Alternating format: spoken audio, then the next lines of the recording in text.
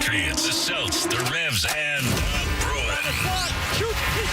Boston's home for sports is 98.5, the Sports Hub. Sports Hub headlines. After taking last night off, both the Bruins and Celtics will resume their separate first-round playoff series this evening. The Bruins will be in Toronto, even in a game apiece in that best-of-7. Andrew Peeke injured in Game 2. Jim Montgomery said yesterday he will not play in the next two games of the series. He is listed as week-to-week. Parker Wotherspoon is the top candidate to replace him in the lineup this evening. Derek Forbort, while with the team, is not yet ready. He is day-to-day. Judd Surratt and Bob Beers have the pregame at 6:30 and the face-off at 7 on the New England Honda Dealers 98.5 The Sports Hub Bruins Radio Network. Mason Lowry also called back up from Providence yesterday. The winner of this series will play the winner of the Florida-Tampa Bay series next. Panthers beat the Lightning 3-2 in overtime last night. They now lead Tampa 2-0. As for the Celtics, they get Miami at TD Garden this evening. Grandy and Max have the pregame at 6:30 and the tip-off at 7 on the BetMGM Rock 92.9 Celtics Radio Network. Jimmy Butler and Terry Rozier out again for the Heat. Luke Cornett out again for the Celtics. Last night, Indiana won in Milwaukee 125-108 to even that playoff series at one game apiece. Mass Live is reporting the Patriots have not yet gotten a serious trade offer for the third overall pick in tomorrow night's NFL draft. And the Red Sox lost in Cleveland last night 4-1. Jose Ramirez homered for the Guardians. They are now 17-6. Cooper Criswell starts for the Sox tonight as this three-game series continues. Also, the Sox Tristan Casas has been diagnosed with a rib fracture. He is out indefinitely. Sports Hub headlines are brought to you by your local New England Honda dealers. I'm John Wallach at Boston's Home for Sports, 98.5 The Sports Hub. Your next update at 6:30.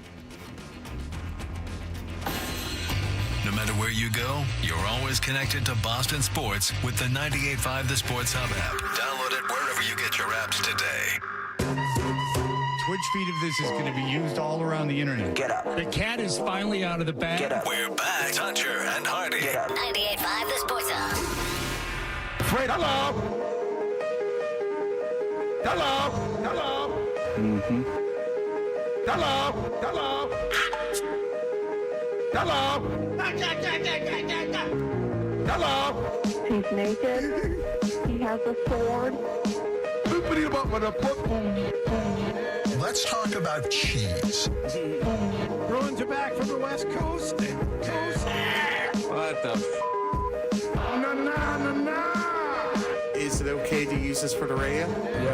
Welcome to the show, you sweet bitch. Hey, good morning. We are the Toucher and Hardy Show, brought to you by FanDuel Sportsbook. Make every moment more with FanDuel. In Town Fair Tire Studios, you can watch us on YouTube. Simply search 98.5 The Sports Hub on YouTube and subscribe. You got to smash that subscribe button. If you don't, and then we're in the algorithm. And then you can watch Joe Murray in other shows as well. I feel like I'm being rude on the YouTube because every morning I log on and generally someone will say, "Hi, Hardy," because they know that I've just logged on because I announce it, and I never say anything. I never commented back. So maybe I just throw like one good morning comment on there. Yeah, you should get that going. You should completely lose yourself in it like Joe Murray does so many mornings. Would you please hear me out on this, Fred? It's a matter of courtesy. Someone says good morning, you just don't say good morning back. How many people are on the YouTube right now? A lot, like 81. Okay.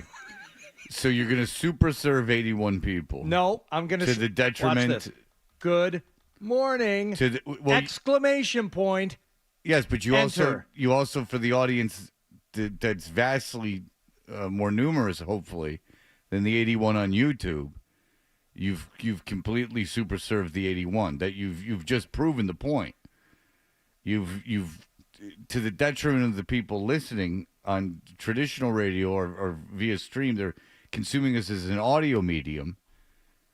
You've now super served the YouTube. Do you ever reply to an email or a tweet or an Instagram message? Rarely, but occasionally. Yes. Okay, well, you're super serving that one listener. It's not during the show. Yeah, the better thing would be, do you do it during the show? Okay, I just said good morning, and now it's done. I've closed the window is still active, but I'm not looking at it. I'm looking at porn. See? I'm back on to other things. You're gonna get lost in YouTube. I'm not. I'm looking at Mavericks-Clippers highlights. There's enough. There's Sports, enough, baby. There's enough out there to get you. There's enough out there to bother you throughout the day. You don't need it during the show. I said good morning. I don't apologize for it. Do it every day. You can do whatever you want to do. I'm just telling you, you're going to get you. lost in there. I mean, it's. I've seen what it's done to Kendra, and I've seen what it's done to Joe. Joe especially. I mean, Joe and Kendra. Like Joe will disappear from a show for like a half an hour, and then you'll go, "What's going on?" And then I remember a listener one time reached out to me, and they're like, "Joe's just on YouTube or Twitch at the time." Yeah, you're talking to me like this is the first radio show I've done with the interactive media in front of me. Like we all had the text line back in the day. Yeah, and then that had to go. The text line had to go because we were. This is true because there were just that. For some reason, the text line is worse than anything ever created. Like the text line.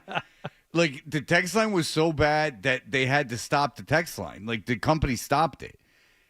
We were getting death threats. Like, and then, which was really dumb because these idiots would give death threats and it would be their telephone number. Not like you can hide behind like, if you give a death threat, there's a cyber trail there. Like, even if you have a cool alias, they can pinpoint where you are. Yes. And did you know that, too? Like, if you erase a text message, it's not gone. Or if you erase a photo, it's not gone. That's what I'm learning from many court cases over the years. Oh, yes. Yeah, like, it's apparently, like, it's never gone. Like, if they want to retrieve it, they can retrieve it. And then if you erase a file, like, on a computer, it's, like, not gone. It's not necessarily gone. Like even if you dump it in the recycle bin and you empty the recycling bin, it's still not gone. Yeah, to my understanding is that they can recover it in some way, shape, or form. Digital fingerprints everywhere. Wallach. Oh boy.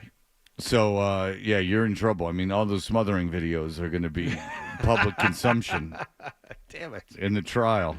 No, you may not have my computer. When they find John asphyxiated and then they say which scale breaker was it, they're going to have a record of his internet history. Yeah. And just to prove to you I'm not going to go down the rabbit hole or anything else, I just want to say very quickly, good morning, Rust Fox. Matt Roy, thank you for your support. And I don't think that's true about what you said about Fred, there, Professor. Okay. Thank you. Yeah, you're fishing for compliments. I'm not fishing for compliments. I'm 81 interacting. people. While putting you down at the same time. Well, that's fine. I don't mind. Huh. I have the discipline not to look at YouTube during the show. That I have the discipline for. Not always, all the time, do I have the discipline not to seek out things. But I've managed to not look at YouTube. I'm very undisciplined. Do you know what I've noticed? The one thing I almost cannot do anymore is sit down and watch something for enjoyment without almost immediately going on my phone and occupying my mind during what I feel to be the unimportant or boring parts of a movie or a TV show or even a game. Well, it's funny that you mentioned that because the AV Club has a snarky article, if you can imagine. It's very snarky, the people that ruined Deadspin. And it's about Jerry Seinfeld says that, like, no one's going to movies anymore. He's like, it used to be that everyone would go to movies and that everyone would see it and then they would discuss it and this and that. And now it's just like I forget how he terms it, but it's like a haze that we're living in. And they're like all snarky about it, but he is right in the sense that we're at a place right now where I'm not sure. It's an experiment. Like, we are at the forefront of an experiment. And I don't know if we know exactly how to be handling it. And so I think Seinfeld's point is true, is that the idea would be that you would go experience like a piece of art in whatever form, and then you would go and it would be part of the zeitgeist and everyone would go and talk about it and it would be discussed and it would be referenced and everyone would know what everyone was talking about, and it went like that. So there was a meaning to things that doesn't exist right now. Because if you look at the way your kids, consume media, it's almost entirely in tiny little increments, and then you think, oh, I'm so much better than that. But then you realize, at least in my case, I realize I'm doing the same thing. Well, like I'm losing untold amount of time. I don't like putting used losing because what the hell difference does it make really? But like I'm as guilty as anyone of getting on Instagram and whatever dopamine thing that they have in there to the algorithm, like getting lost in these videos. I mean, I'm the one who found Tony P in DC. I mean, and then spent an hour and a half looking at the comments. Right. So you say you're like wasting your life going through these things, but don't you feel your life has been enriched by Tony P in DC? Yeah, that's the rare one. I don't, and I hate when people go like I'm wasting time because like what else are you doing? Everyone's like I got no time. Now, yeah, you got plenty of time. Yeah. But at least you have time, like because like driving counts as consuming entertainment because if you're driving, you're consuming audio entertainment of some form. So that's still consuming. It's interesting, though. You call it like an experiment because you would think at some point you'll just be like sick of it and I can't look at my phone anymore. I don't care. I finally realize you reach some breaking point where there's nothing here for me and there's no good that will come of it and you will finally lose the addiction to your phone. But as a society, big capital S, think John C. Reilly all coked up in Boogie Nights. Okay. Society. Every kid that gets a phone for the first time is going to experience this all over again. So I don't see how it completely. It might stop for us. Well, it's like they use the same tactics that they use in Las Vegas to get people to gamble. It's like intermittent reward. From what I'm talking out of my ass here, but there's something like there's intermittent reward. Like they are very aware of what they're doing. Like it's all designed to timely give you that dopamine release. Like it doesn't give it to you constantly. It gives it to you like every game is designed that way. It's built to be addictive. I mean, Instagram is built to be addictive and it works. That's what the algorithm for. YouTube is built to be addictive. That's a rabbit hole. When we go, I fell down a rabbit hole. Well, good for you. It's not because you're some investigative reporter or some student. It's because it's designed to put you down a rabbit hole. And that's why YouTube's algorithm is unbelievable. Like YouTube's algorithm is incredible. I mean, they can get you lost. I've blown off more naps sitting there just I'll kill some time. I'll get drowsy looking at YouTube. And the next thing you know, I'm watching 17 MF Doom videos, like some guy just talking about MF Doom. Not even MF Doom, just some guy talking about MF Doom. And you and I are, and Wallach, I assume you're the same way, completely aware when you're like looking at that stuff, you know you're not doing it to enrich yourself and you're really not learning anything. The people who, swear they're doing this because they're really invested in politics and certain issues. YouTube, there was the story on this, I don't know, months and months ago, where they asked the, algorithm creators, why don't you, sprinkle in some stuff? If somebody is down one of these rabbit holes, like ultra-liberal or ultra-conservative rabbit holes, why don't you sprinkle in some stuff from the other side or, God forbid, some actual factual things to kind of balance out what they're doing? They said, oh, we tried that, and the viewing time and the screen time pretty much drops off the map. If somebody is like pro-Biden, super liberal, and they throw in like one conservative commentator, they turn the computer off and shut it down. So they're like, well, sorry, we got a business to run here, and we want to keep them watching. So all they do is feed you more of what you already think. You're not learning really anything. You're just having what you already believe and want and like reinforced. Well, and then there's that problem in schools is that they're not, there's, you ever see American Fiction? The first scene is it's an African-American author, and he's a professor, and there's a girl in class complaining about he writes the N-word on a board because they're talking about some book with the N-word in it, and she's like, I'm offended, and it's a white girl, and she's like, I'm offended by it, and he's like, all right, and then he gets disciplined. That's how the movie starts. So there's this a la carte type of thing, and it feeds into the kind of shilling stuff because that's like the whole podcast culture is that someone will hear a 2-hour podcast with someone and all like Aaron Rodgers and like, you'll hear a 2-hour podcast and all of a sudden you're an expert. Like at least I am telling you I'm talking on my ass when I'm talking about the algorithm because I have a very I'm aware of how little I know about it, but I do know that it's designed to be addictive. Now the machinations of that are much more complicated than I realize. But yeah, that's like I was talking when I was in Detroit, like that's all I talked to my friend about is like this false hustle culture, like this weird podcast culture, and it really is. I mean, they can get people to do anything. They get people to spend $5,000 for a cold plunge. A cold plunge that you're going to use. I mean, the guy from H2O, the hardcore band I heard on a podcast, and he said he sold his car to get a cold plunge. Toby Morris said he said in the podcast, and he's not like putting himself down. He's like, I sold my car to get a cold plunge. Okay. A cold plunge you're going to spend at most 5 minutes a day in, and then it's like, oh, you wouldn't believe the dopamine release.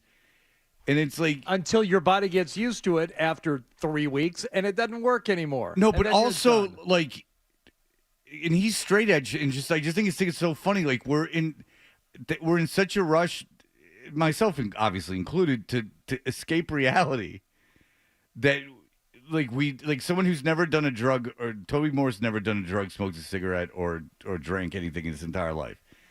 But he's willing to sell his car to buy something to get the artificial dopamine release, right? From it's just weird. Like, and that Huberman doctor. Like, there's all this, and then there's videos against Huberman, and like there's a lot of nonsense. Well, yeah, you mentioned Aaron Rodgers earlier. Like, Aaron Rodgers, one of these guys claims, I do my own research. I went and I researched this stuff. Well, number one, you have to know how to do real research. You have to be trained in the ways to actually research something, as opposed to just seeking out things that reinforce what you already believe. So I have no doubt that Aaron Rodgers spent a lot of time on the internet looking at stuff, but he's doing it in a way that is not going to really teach him anything other than what he only wants to know. Which algorithm did he use? I don't think it was slanted in both directions. Exactly. He's not in some, academic building where, there are no filters and you really have to seek out the material. More than one voice. No, he's being fed the same crap that we are. And just because it was published as an academic paper means absolutely nothing. You can look at the things Jonathan Haidt has slipped by on purpose. Like rape in dog parks from dogs raping other dogs. Like he got that published because he just wanted to see what garbage he could get published. So just because it was even published, that you mentioned academia, but just because it was published in an academic journal or is a quote unquote published paper, or a doctor goes, I've been published, it really doesn't mean anything anymore. But yeah, that's the thing, is that people will listen to a 2-hour podcast. And I told you, I don't know everything, and people thought, great philosophers thought the world was, and scientists thought the world was flat. They didn't know that the Earth revolved around the sun. These are all in the history of man fairly new concepts that were wildly disbelieved for a long time. But you get one. Like, if you get one. Like, you can't come at me with, Aaron Rodgers, who's a professional football player, and tell me that you have, the inside scoop. Like, he might know something from the Kennedy assassination because he's friends with Kennedy's kid. So, that, great. I get it. Who am I to tell you? You're friends with RFK Jr. He would know, conceivably, much more than other people about the death of his father. But then you can't throw out 17 more things that you're an expert on. You get one, right? You get one. You can, if you're I don't believe, I don't believe in evolution. Evolution's a fairly new concept. Obviously not. Okay. Because I've studied it so deeply. But if there was a scientist that's here's why I don't believe it, and da-da-da-da-da, I'm not going to go run around and go I don't believe in evolution, but I might be okay, who am I to tell him no? But then if he turns around and then goes and we never were on the moon. then you're like, okay. Yeah. You get one. Yeah. You get one. You devote your life to one, and then I'll listen to you. It's got to be exhausting to constantly be searching out facts and It making is. sure Well, you're I don't the think that- expert in everything. I don't think that It you're. is. I don't think you're. mentally and physically taxing. Well, I'm you so just tired. said you just said the wrong thing. Is that you're constantly searching out things? I think they're more served into your stomach. There you go. I don't think that you're searching Put in for front anything. of you on a plate. Yeah, I don't think you're searching for anything. I think you have this inherent desire to be right, and not only be right, but like have one over on people. Like you like I got one on you. Not only am I right, but you guys have no idea. You guys have no idea the depth of my knowledge. I'm only giving you a piece of it. Well, it's like the difference between someone who's just like spiritual and religious, or someone who's like, I can't wait until there's a reckoning, and like I'm the best, and you die, and they can like walk around without accomplishing anything, without just being like by doing nothing, I'm far superior to you. That's right. Love those people. Or someone who's like super religious, but they're like racist. And then you're like, well, I think it clearly states that these are not things that. My actions are determined by the Lord. I'm beyond reproach. Yeah, and it's like God speaks through me. And then you're like, I don't know. This seems very counter to the message. I don't think that's right. No, I don't think so either. No. All right, we will be back in just a moment. We will cover everything that happened in the world of sports. We'll get very sports oriented. And then we have our own version. I'll just give you a hint. At 7:40, starting at 7:40 this morning, Felger and Maz got this big board thing. Yeah, they do. We got a big old broken booty board that we're going to trot out for you today. We got our own version. Why should they have all the fun and get all of the clicks? We have our own big board. Yeah, we're about to go. We're about to go viral. We with can this thing. determine stuff. We know what's going on. Listen, it's if they're going to get if we can be as dumb as anyone. And if they're going to get all this attention being dumb, believe me, we'll be dumber. You don't worry about it. We're good at it. Yeah. Oh, yeah. We're the leaders of being dumb. Don't try so hard to be dumb, Felger and Maz, because You we'll don't know who out-dumb you. you're- We'll out-dumb you every time. You don't know Slick. who you're messing with. That's right. I know about the buildings that weren't built by architects. They were built by aliens. All right. We'll be right back. Stay tuned for more Toucher and Hardy.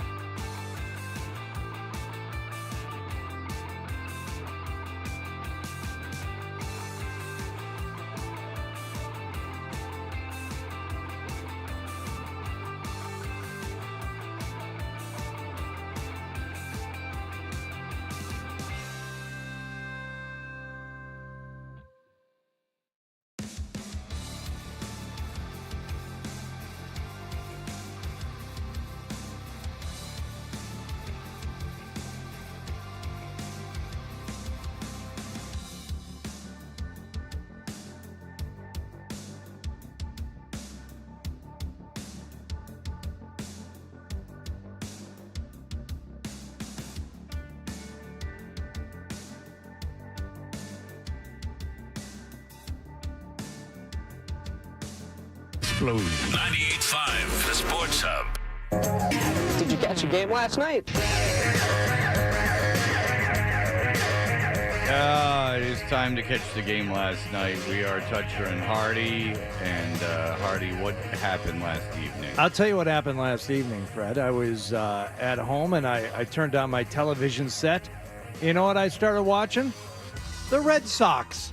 I'm like, hey, let's look at a Red Sox game. And I was pleasantly surprised to find that they were in the seventh inning, and it was only like 7:30 or something. I'm like, what the hell is this? There's going to be well, it was a 6:10 start out there in Cleveland. Cleveland actually is doing things correctly. Yes. A lot of the Midwestern teams, even the Eastern time zone teams, are. God forbid we should start a game at 6 and be out of there. Yeah, like the Tigers play a lot of day games. They start games at 6.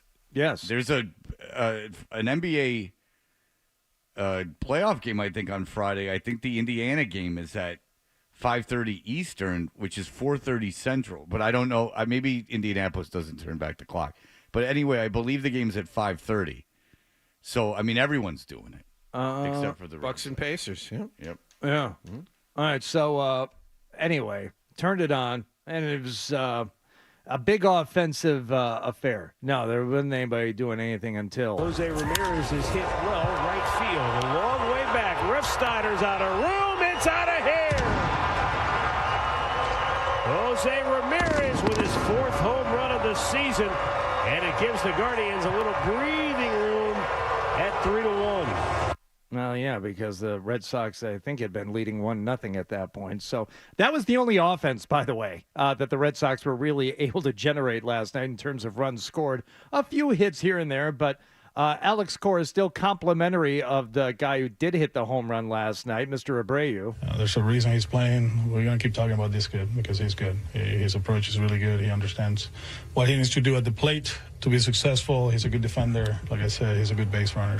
All right, bro. What did you say his name? Wilyer Abreu. Thank you. Wilyer. You're not going to see Cassis anytime soon. No. He has a fractured rib. Yeah. So as far as the Red Sox are concerned, Tanner Houck got the start last night. He allowed 2 runs on 5 hits in 6 innings. And that's all that was really needed is the Guardians would go on to win 4-1 last night. I think they have another 6-10 start today. Yep. Okay.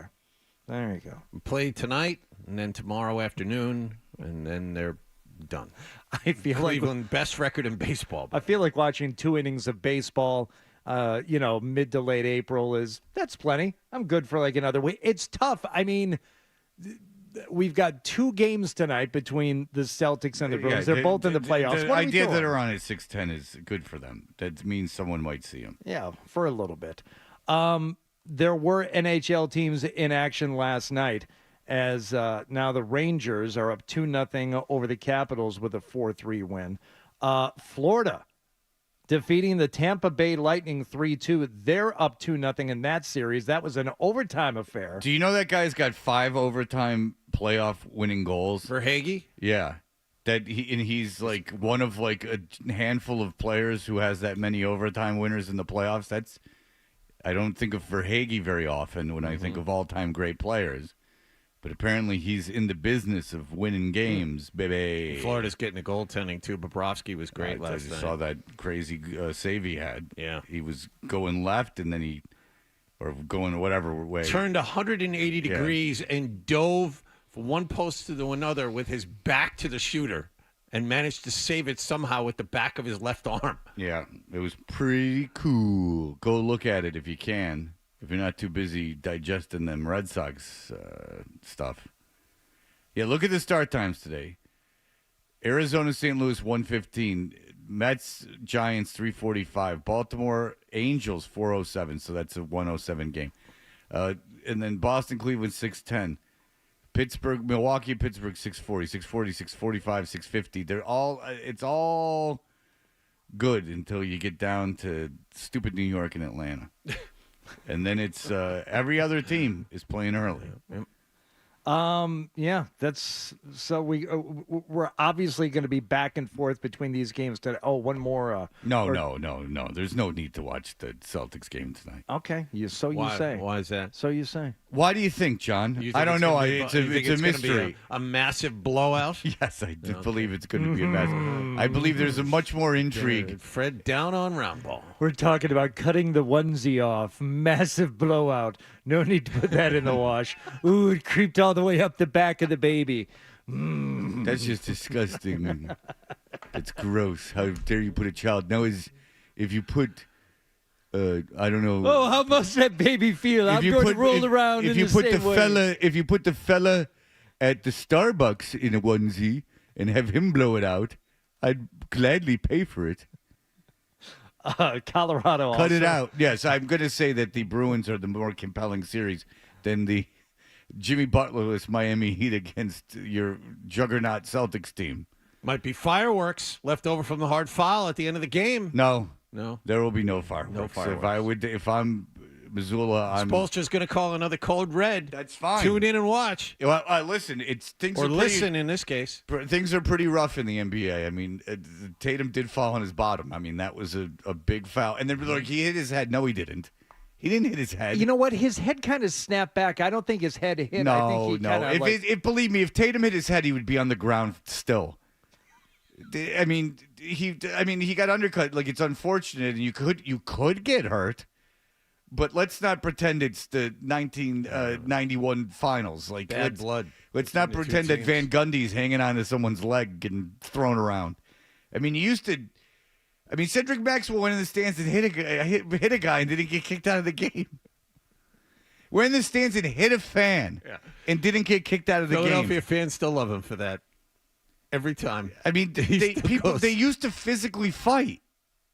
Yeah, I mean, Larry Bird hit Bill Laimbeer, and I'm not positive he got kicked out of that game. No, I don't think he did. No, you're talking about Robert Parrish. Parrish punched Laimbeer in the face and literally knocked him out. And the ref. Larry Bird hit didn't Bill Laimbeer too. He did, but it was a different situation. It was during Parrish hit Laimbeer in the face while the game was going on because he was so angry at Laimbeer. and the story is Laimbeer actually was knocked unconscious, and the first thing he said when he came to was, "Did they kick him out of the game?" And no, they didn't. Parrish stayed in the game and played on like nothing had happened. When that game was being played.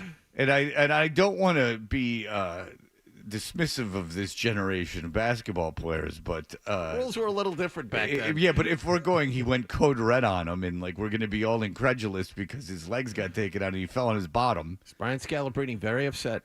Good, because he played in the league and he knows more than me. But I'm telling you that, I mean, if the worst thing that happens to you during a professional athletic contest in which you're being paid for that particular game literally over $1 million, I would assume that falling on your bottom is not the worst thing that can happen to you. Now, Joe Mazzulla still thinks they can be better in Game 2. Better is just doing what we did with higher intensity and higher physicality. I think that's what Game 2 is called for. He's got nothing. He's got nothing left. Because you can't go like... More intensity, higher physicality, Fred. First adjustment is do what you did with a higher level of intensity, a higher level of physicality. And so there's small details we can get better at on both ends of the floor. There you go. Yeah, he's basically telling you, come on. Let's not start focusing. We got another couple rounds before you got to start paying attention. He's saying, don't worry. Well, he's like this Toronto-Boston series is very undecided. He's saying you focus on that. You don't worry so much about what's going on here. New Orleans and OKC also play tonight. They're tipping off at 9:30. But we'll get into what happened last night, as is the name of the segment in the other NBA matchup, specifically what happened in the Dallas Clippers game. But we can do that next. All right, very good. Here are the headlines. Sports Hub headlines.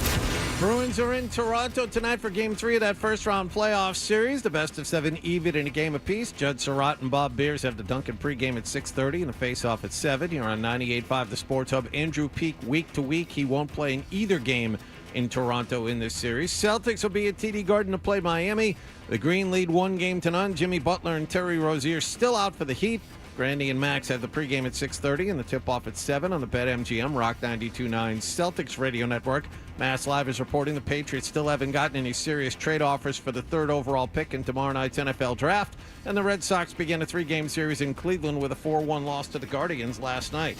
Sports Hub headlines are brought to you by AAA Work Trucks in Billerica. Be a pro on the road this season with new equipment on your work truck or van. They'll take the work out of your next work truck. Visit AAAWorkTrucks.com.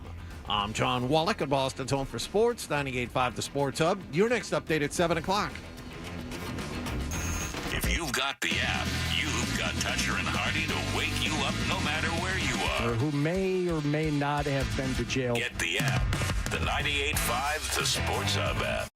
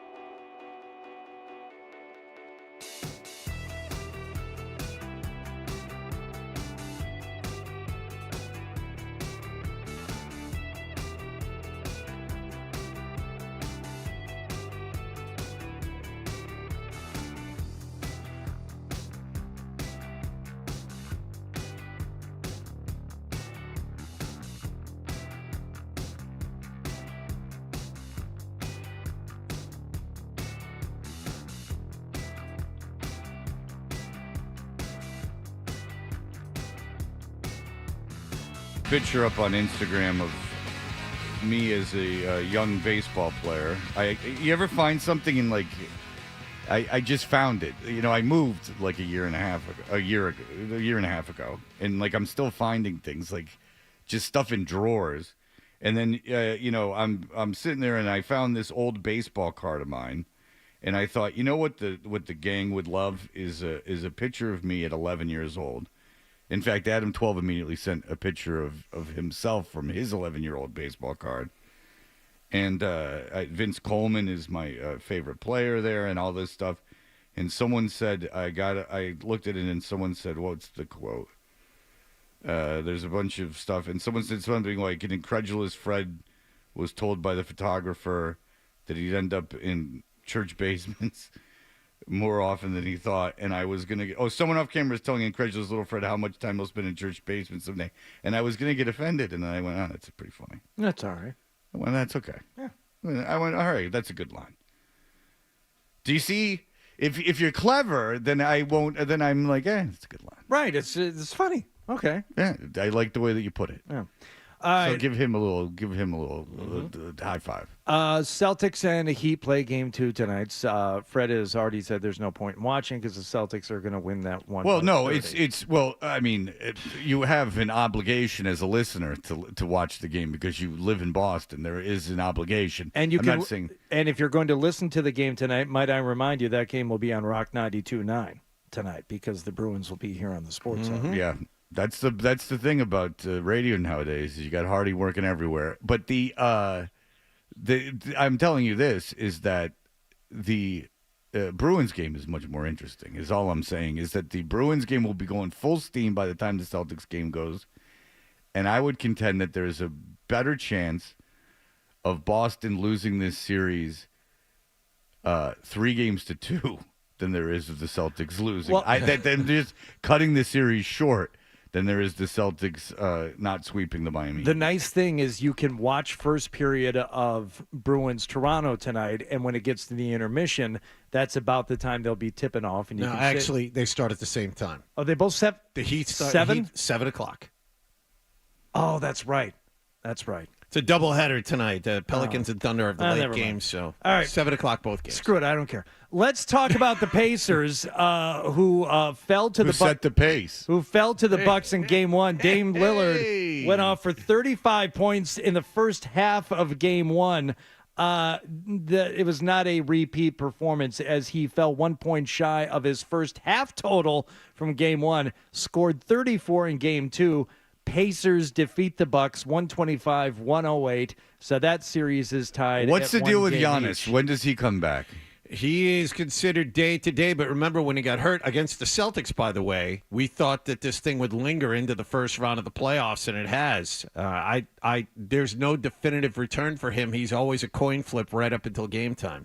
All right. Well, Siakam, by the way, last night, he was quite the pickup for the Pacers. Pacers are an elite offensive team, and Milwaukee, who is so good defensively in Game 1, was not that last night. I said it about the Pacers, I mean, obviously last year, but this year too, like that team, that team has enough, and now Halliburton has something else to play for based on, I guess, what happened during Game 1. Yeah. He talked about this last night. Yeah, I mean, my fam came out, showed love. Been good to have them here. His brother was called the N-word in Game 1, according to Halliburton and his brother. Not that I have any reason to doubt him, but he said, for Game 2. Show me the audio, or I don't believe it. By the way, Brooke Lopez completely abused in that game by Siakam. The Brooke Lopez not able to defend the perimeter. Not liability, you could say. He is a fantastic shot blocker, but a little slow. Once you force him out of the paint. Indiana. Well, Doc Rivers was out coached because Indiana just went, all right, Siakam, we're going to just take advantage of Brooke Lopez being out there, and that Siakam's going to go off in this thing, and that's what they did. Trash. I've never. Yes, he could block shots. I never thought that guy had any. He's very lumbering, which is the reason, I guess, why that Zach Edey kid's not going to be any good, is because he could play for a long time. Yeah, you can have a career, but I mean, is he ever going to strike fear into the hearts? No. All right, Tyrese Halliburton. By the way, speaking of fighting, listen. What are you going to go into great detail about all these out-of-market games?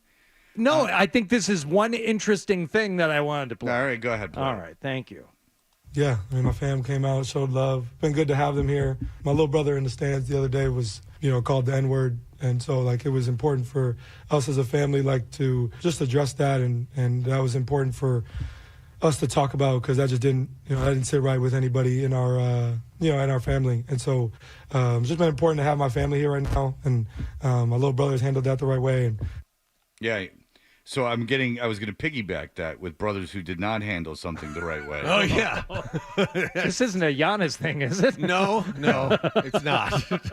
No, Giannis's brothers handled everything absolutely correctly. He's able to put a uniform on, and they pay him to sit there. You could see Thanasis right at the end of the bench jumping around and running up and down the sideline like a 4-year-old. I would say he's played his cards about as well as you can. But lucky family club right there. This is from Brenda. She says, on Tuesday you mentioned the Jokic brothers because yesterday Hardy was doing the league thing. He said there was a question who you would least like to fight, and I said the Jokic brothers. And she mentions something that we didn't bring up is that the Jokic brothers, she said on Tuesday you mentioned the Jokic brothers being the Nuggets-Laker game Monday night, but you neglected to mention one of them punched a fan in the head in the stands. Apparently the NBA is investigating the incident. They're not the only ones. The police are looking into it too now. Thoughts need that b-ball scoop, gentlemen. Yes, I don't doubt for a second that they hit someone in the stands. I'm not joking that they are frightening. TMZ has the video, apparently, of the two of them climbing over seats to go after whatever fan there was in Denver. And they are enormous, the two of them. They're the size of Jokic, but they're in better shape. Oh, my God. And they are one of them's an MMA guys. Yeah. They're like, all they do all day is fight. It's unbelievable. Yeah, it's like they're built for jail. Every skill of theirs and every physical advantage of theirs is just training for jail. Because if you just fight, that's all you do all day is fight, and you're not getting paid to fight, you're just going to go to jail because you're not allowed to fight. You're training for something you're not allowed to do. That's like what do you do all day? All day, 3 hours a day, I just fight. And then, all right, well, what are you going to do? Well, it's a great workout. Yeah, I know, but you're going to want to fight someone at some point, and you can't unless really you're getting paid for it. So you're going to go to jail for assault. Oh. You see? Yeah. Yeah, they're terrifying. I'm not lying to you. If the Jokic brothers was that's the kind of guys that you go out with a friend and they're like, I'm bringing my friends along. And then it's those two guys, and you're like, oh, boy. Oh, here we go. I'm going to set this guy off. They're the guys that smile when someone bumps into them. You know? You're good. I have a reason now. Be careful, because by the sixth drink, they get a little wound up, and then they want Coke, and then the whole thing's happening, and you're like, oh, God, here we go. And they do not want you to go to bed. No. Because they're up. So they're 6 in the morning, we still party. Yeah, dude, I want to go to bed. Party! And it's not a fun party. They're not telling jokes and playing games. They want you to stay up for no reason other than maybe to hear them talk. And then at some point, they just stop talking altogether. Yeah, it's not a good time. Yeah, their techniques of picking up women are kind of pushy. Well, they're very literal. They pick them up. Carry them inside. Yes. I don't know if the bouncer's going to like this. The bouncer is a joke. All right. That guy has a gun. Let him shoot me. I'm not afraid to die. All right. Well, it looks like we're going to be having some fun. It's like the Wayne Brady Chappelle Show episode. We are going to pick up angel dust. You will smoke the angel dust. I don't want to smoke the angel dust. Smoke the angel dust. The games out west were one was interesting with the Mavericks getting a 3-point win over the Clippers, so that was tight. And Luka actually played defense in that game. Well, he hit the game-winning 3. Yeah, and apparently defensively he was great for the first time in recent memory. Were they able to shut down the great Paul George? Oh, that's right. We talked about this yesterday. So he's not the most overrated player in the NBA. Paul George. As Paul George. How far has Paul George gone in the playoffs? I gotta look that up. Because I'm probably wrong, and he's probably gone far one time. That was a good guess yesterday, though, when we were doing the athletic survey about the most overrated players. Paul George. I mean, everybody knows him. We all know him. We can identify him. We can watch him. Name is great moments during championship Name where he runs. went to college. Name his great moments. Name like anything he's done. And I bet you he makes $40 million a year or something, and has carte blanche to do whatever he wants on the Ballmer team. And I don't know anything about Paul George. Go ahead, John. Do you have I know where he went to college. He went to Fresno State just because. Yeah, I know that. I have no idea. I had no idea he went to Fresno he's, State. He was not a high lottery pick. He was the 10th pick in the draft. Yeah. No, he played for Indiana for many, many years. Yes. And obviously they went nowhere. Oklahoma City, he was there for a few years. Yeah, but I don't think they won while he was there. No. And he doesn't make $40 million a year. He makes $44 million a year. Yeah, that's the thing, is that Paul George is paid like LeBron James. Never got out of the first round with OKC. And the Clippers have never done anything. Have never made the Western Conference Finals. That's well so documented. he's just a loser. He's robbing people. I'll never understand about the NBA. Man. $500,000 a game on average. Like even like Lillard took Portland to a Western Conference Final. Like, I don't understand that you just keep giving a guy money and he's good, yeah, but you're not winning anything. Made the Eastern Conference Finals a couple of times. Okay, with whom? Indiana. Okay, they lost. They lost to Miami and LeBron. Okay. Yeah. All right. Well, so there you go. There's your Paul George. But again, we're going back over a decade. Yeah, he wasn't paid like he's getting paid now back then. All I know is I don't know. Right? Like all I know he played for Indiana, and I know he was good for Indiana, and I know he's supposed to be good, and he's paid like he's good. I just don't recall him doing anything ever. Like of anything that's going to last. You know he's going to be a Hall of Famer because everyone in the NBA makes the Hall of Fame. Like legit, everyone in the NBA makes the Hall of Fame. There have been some very curious selections recently. Yes, they put like in 10 guys. basketball. Yeah, it's not even the NBA. Like anyone in, but I think you have to be pretty good.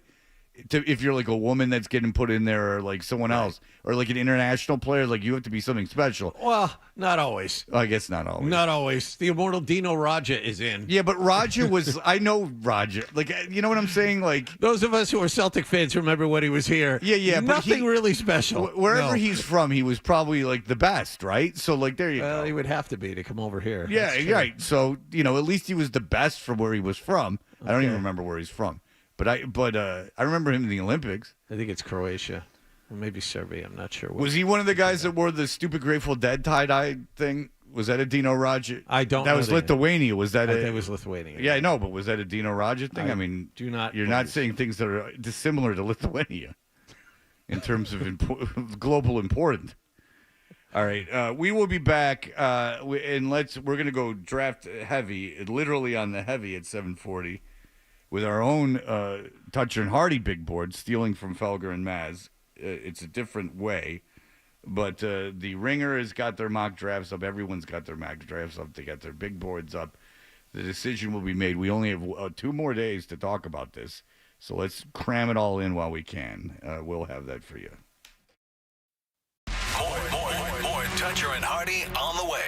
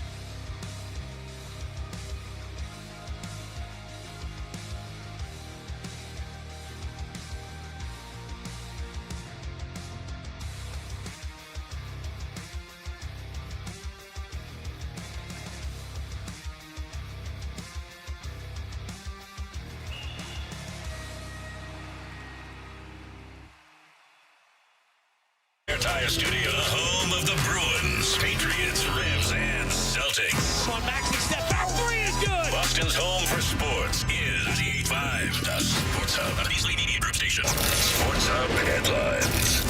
The Bruins and Celtics will both return to work tonight in separate countries. The Bruins will be in Toronto to play the Maple Leafs in Game 3 of their first-round playoff series, even at a game apiece. Defenseman Andrew Peeke is out at least the next 2 games of this series. He's listed as week-to-week.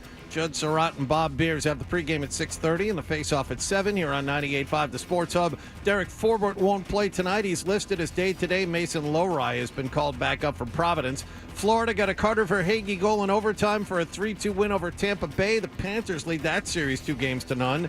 The Celtics, entertain Miami at TD Garden tonight. It's Game 2 of that first-round playoff series. Celtics lead 1-0. Granny and Max have the pregame at 6:30 and the tip-off at 7 on the BetMGM Rock 92.9 Celtics Radio Network. Joe Mazzulla says the game plan for this one is not complicated. Just the simple things: box outs, two-hand rebounds, crashing, setting good screens, getting through screens. All like I said, I think the biggest adjustment is doing the simple things under duress and physicality and toughness. Like that to me is more important than anything else. Jimmy Butler and Terry Rozier are out again for the Heat tonight. Last night, Indiana won in Milwaukee, 125-108. That series even at a game apiece. Mass Live reports the Patriots have not yet gotten a serious trade offer for the 3rd overall pick in tomorrow night's NFL draft. And the Red Sox lost in Cleveland 4-1. Jose Ramirez a home run. The Guardians now have the best record in Major League Baseball. It's 17-6. Cooper Criswell starts for the Sox tonight as this 3-game series continues. Also, Tristan Casas has been diagnosed with a rib fracture. He is out indefinitely for the Red Sox. Sports Hub headlines are brought to you by WellPoint, formerly Unicare. They've teamed with Charlie Coyle, Mass State and Local Police, the professional firefighters of Mass, and Bruins Radio for face-offs for first responders. If you or a loved one are thinking about suicide, get free and confidential help 24/7 on the Lifeline Network. Just text or call 988 now. I'm John Wallach at Boston's Home for Sports, 98.5 The Sports Hub. Your next update at 7:30. You want to talk sports?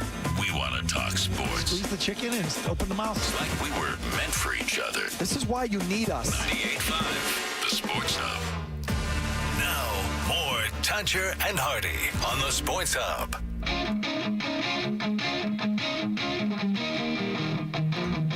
Hey, we are Toucher and Hardy. Our show is brought to you by FanDuel Sportsbook. Make every moment more with FanDuel. And you can watch us on YouTube and speak to Hardy during the show. I haven't checked the comments since logged on, but I can go there and check them now. Sure. Search 98.5 The Sports Hub on YouTube, and then when you subscribe, it helps our algorithm. And then we're in everyone. And once you get 98.5 The Sports Hub, you'll start getting Mark and Brian clips from the 90s. There was a Mark and Brian clip I heard yesterday, a famous syndicated show that we used to be on KLOS in Los Angeles. I'd never heard him before, but I'd heard of him. And it was a bit where one of them was getting a rectal thermometer from the other one, and it was really happening. Really, really happening. And I went, no, it was not happening at all. And I went, the bit starts with, I want you to take my temperature. And the guy goes, like, what you talking about? I didn't realize they were from Alabama. Oh, they were two hillbillies. Okay. But, I mean, these guys made probably $100 million doing radio.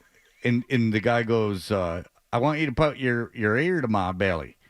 And the other guy goes, I'm not putting my ear to your belly. I put my ear to belly. And he goes, well, because that's how Mama used to do, because your stomach would be hot and your ear is sensitive to heat. And then the other guy goes, well, what? Then the third guy goes, well, I'll do it like my mom used to do it to me. Butt, in the butt. And they go, oh, man. And then okay. And then they go, and then the guy goes, he goes, well, look at it. And then he goes, I put KY jelly on it. And then the guy goes, and then he goes, well, I'll just put it in my mouth. And he goes, you can't put it in your mouth. There's KY jelly in it. And then I got bored. I went, I don't really think he's going to put that in him. Look here now. To be honest with you, I am guessing that this is we have to suspend our disbelief. We have to, it's like when you go to a play and you realize the fiddler is on no roof. No mockingbirds are being killed. No. And so you have to, but it was something else. So it just, all I'm saying is if you subscribe to us on YouTube, other great shows will come up in the pantheon of radio history. Maybe you'll get one of those shows that does all the prank phone calls, because those are all real also. Anytime you hear something really, really crazy happening with a phone call, especially when the call is being placed from the radio station, you know that is completely real. No, they're fake. But what's funny about that is that it's a service and everyone knows they're fake. But I know someone who listens to one of those shows, and because they are trying not to listen to me because it's bothering them. But they listen to this other show, and they do it at the same time every day. And like, isn't that counterintuitive? Every day. Yeah, but isn't that just stupid? Because that's obviously something consultants and radio people say, but I would think that that's dumb. Like that every day for my entire life, Monday through Friday, I'm in the car conceivably at the same time, and you're doing the same bit. I mean, look no further for original programming than what we came up with for 740. I think. I mean, at least it's real. I think I inadvertently had a hand in somebody's radio career coming to an end, and it was somebody that Dan O'Brien knows pretty well, because I asked just kind of offhand in a room with other people one day. I'm like, how does that guy do these prank phone calls? Like, what do you mean? I said, well, they're illegal. You can't record somebody without their knowledge. And they said, oh, he gets their permission afterward. I said, no, that's illegal. You cannot originate a phone call, record it, get their permission afterward. You have to get permission to record before you start the phone call. And once that was put down on this guy, he had to stop doing that bit. And I don't know what else that guy had. Dan? Not much. Who was it? And he doesn't like you. Who was it? I don't know that it was me, or maybe someone maybe he was just done with his career. Who was it? If he's not working anymore, it doesn't matter. Who was it? What was his name, Dan? John Lander? I don't know. Who that is. Okay. That's just. I mean, you're going to really piss off the Lander. I don't know that it was. I don't know that I really had anything. Who's to do John with it. Lander? He used to be a morning show on Mix, and Dan was the producer. Mm-hmm. Occasionally. Well, it's not like you're letting the. I mean, everyone knows that War of the Roses and stuff is fake. You say that. I don't think everyone knows. You do say that, and nobody knows. All right. Not nobody, but the majority. I think that it's like watching a TV show for people. Like they know it's not real, but they just Storage enjoy Wars it. isn't real. The suspension of disbelief is so strong. Seinfeld's not real. And so, but I like Seinfeld, and I've seen the episodes a million times. But I don't think you give enough credit to how much people are willing. We're looking at the evolution of the host, who is the most fascinating man to look at in the history of men. Every season, something else is going on with that guy. He couldn't have more tattoos, and he looks like a guy that should have no tattoos. His face changes on a consistent basis. David Bromstad? Yeah, David Bromstad. And it's funny, every time I mention how interesting he is, a million dudes reach out to me and go like, I know. And he's like flamboyantly gay, like incredibly flamboyantly gay, which is awesome. And then he'll go to like Fargo, North Dakota. He's in Jacksonville. And there'll be like some like big black guy. He's like, hey, come here, give me a hug. And the guy's like, you can tell. And the guy's like, all right, yeah. But it's awesome. He is. And the lottery, and then they ran out of lottery winners, so they started like, your dad died. Like it would literally be like you inherited $50,000. Like the premise got just shot to crap. The first episode, these people go to Colorado and they like the house, and then they go, all right, so we're gonna buy like all the land around it. Like we're gonna buy like a mountain, and it's like, oh wow, like the guy won $20 million or something. And you're like, this is amazing. Fast forward, no lie, 4 seasons later, he's sitting at a restaurant, and there's someone basically crying, this fat chick crying, that like her dad died and left her like $55,000. So they're buying like a $120,000 home in like, Kenosha, Wisconsin. It's not my lottery. It's my inheritance dream storage facility. Yeah, it's like my modestly priced starter home. No, what? See, I inherited all this money, but the kicker is I got to use a bunch of the money for a storage facility to store all of my dead parents' crap now. Well, let's go look at some. Now this and then one, you go to the storage place, and then there's loot. Boy, have you ever talked to someone who there was when Storage Wars was actually like going, and then people that actually did it would start speaking out about what they found in the places? Oh, they're no. just like, oh yeah, they're just like on the download gay sex dungeons. Like there's a lot of stuff going on. Oh, like shooting galleries, like a dude's like just places to do heroin. Like I don't think it's nearly as glamorous as one may think.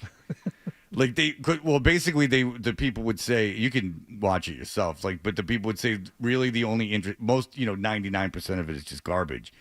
But then when you find something interesting, it's like for all the wrong reasons. It's like just criminal activity. Do you have a bunch of crap? Like no, I don't now. I don't at all. So how awesome is that feeling when you do get rid of a bunch of stuff? And generally it happens during a move, or if you're really ambitious, like you just get a dumpster and you hopefully donate a bunch of stuff or repurpose a bunch of stuff. But there are some things that you can tell nobody is going to want or need this, and you just get rid of it and you never miss it. It's out of your life. Yeah, donation day at my house is awesome. Yeah, because I didn't keep a bunch of, I didn't take a bunch of stuff that like my kids had done, but I have like a few things, and I have enough.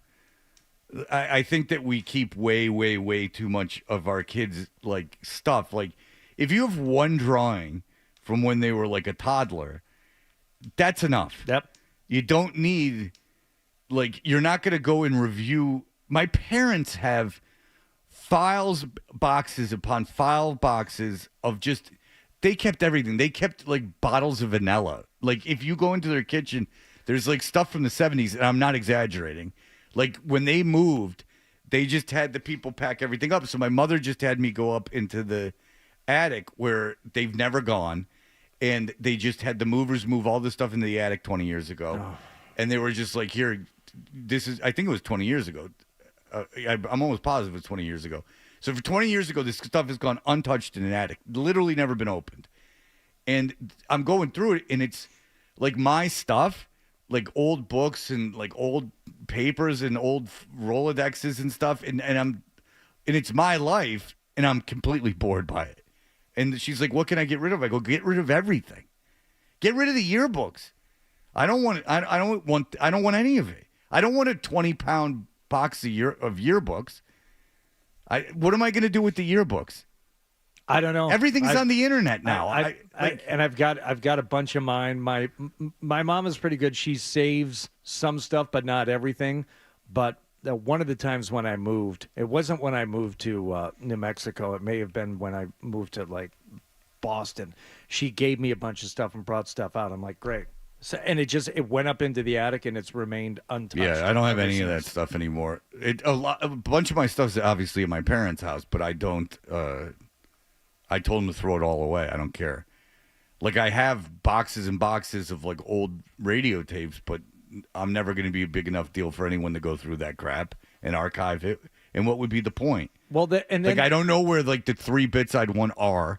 Oh God, I do have boxes of that stuff, and every once in a while I'll want something and go through and find it's such a pain in the ass. Well, I want the Craig Gass bit where we called Sean Hannity as Al Pacino, and we got put through, and Gass talked to him, and he believed it was Al Pacino. I want that bit really bad. Mm-hmm. Talk about something illegal. That was illegal. But Jimmy, the guy on my show, knew Sean Hannity, and there was a lot of people you had to get through. We didn't just call Fox; we called his cell phone. But when people are that famous, you don't just. We didn't have the cell phone that goes right to him. It went to someone who went to someone who went to someone, and they all bought it. And it was him driving into Manhattan to do his radio show, and Craig Gass as I'll just tell you what happened. I told it before, but he's Al Pacino. And the Runaway Bride, Hannity had the Runaway Bride on that night. And if you recall that story. So he wasn't calling into the show. No, he was calling Sean Hannity on his cell phone. And we were taping it. No, it was illegal. But this was, 2004? Okay. Look, we had, the Toucher and Rich show had its moments. Why do you think when we have even Bird on, we go, can we use this for the radio? Oh. We've had our our little problems with the law. There's some things I've signed for for CBS that promised I'd never do it again. So I have landed in hot water for some of this stuff. That's why you can't do it every day. Trust me, you would get in trouble pretty quick. And especially catching someone cheating on a loved one. They're not gonna let that fly. Right. But so anyway, so he calls us Al Pacino, and he's like, "Yeah, I can't do Al Pacino." But he's like, so you have the Runaway Bride. He goes, "Let me just tell you, I'm a huge fan, Mr. Pacino. Yes, we're having the Runaway Bride on." He's like, "She's pretty hot," and he's like, "Oh yeah, she's attractive." And then he's like, "Give me your number." He's like, "I don't know what to do," and he's like, "I would really love to bang her." And he's like, "Mr. Pacino," and then we let him know. And then Jimmy got on the phone because Jimmy knew him, and then he was mildly amused and let it go, and then we played it the next day. He seems like he's got a good sense of humor, Hannity. And you know what else I realized we did? Who was the guy with the glasses that was George W. Bush's Ari Fleischer? He had received a sexual thing from my partner's, not Rich, but Jimmy's wife at the time. What? When they were dating. She had dated Ari Fleischer when Ari Fleischer was a kid. So Ari Fleischer was on while he was either right after or while he was George W. Bush's guy. And we just talked to him the whole time about getting oral from Jimmy's wife. Oh, no. I just saw his picture. And I'm like, oh my God, I can't believe we did that. Because he's just a garbage guy now. But whatever. Lisa Barron, she did not have biblical sex with him, but she did use her mouth. Okay. Doesn't count. No. All right, very good. Very good. We'll be back. Mark Daniels will join us. So much coming out about the Patriots in the draft as they hold the number 3 pick, and you have never been through this before, a lot of you, and it will all end. You'll be a little less interested on Friday, and then you'll be out over the weekend unless you're a true draft guru. But Thursday night will be a big deal. We'll talk to Mark Daniels about all the latest rumblings in just a moment. You're listening to Toucher and Hardy.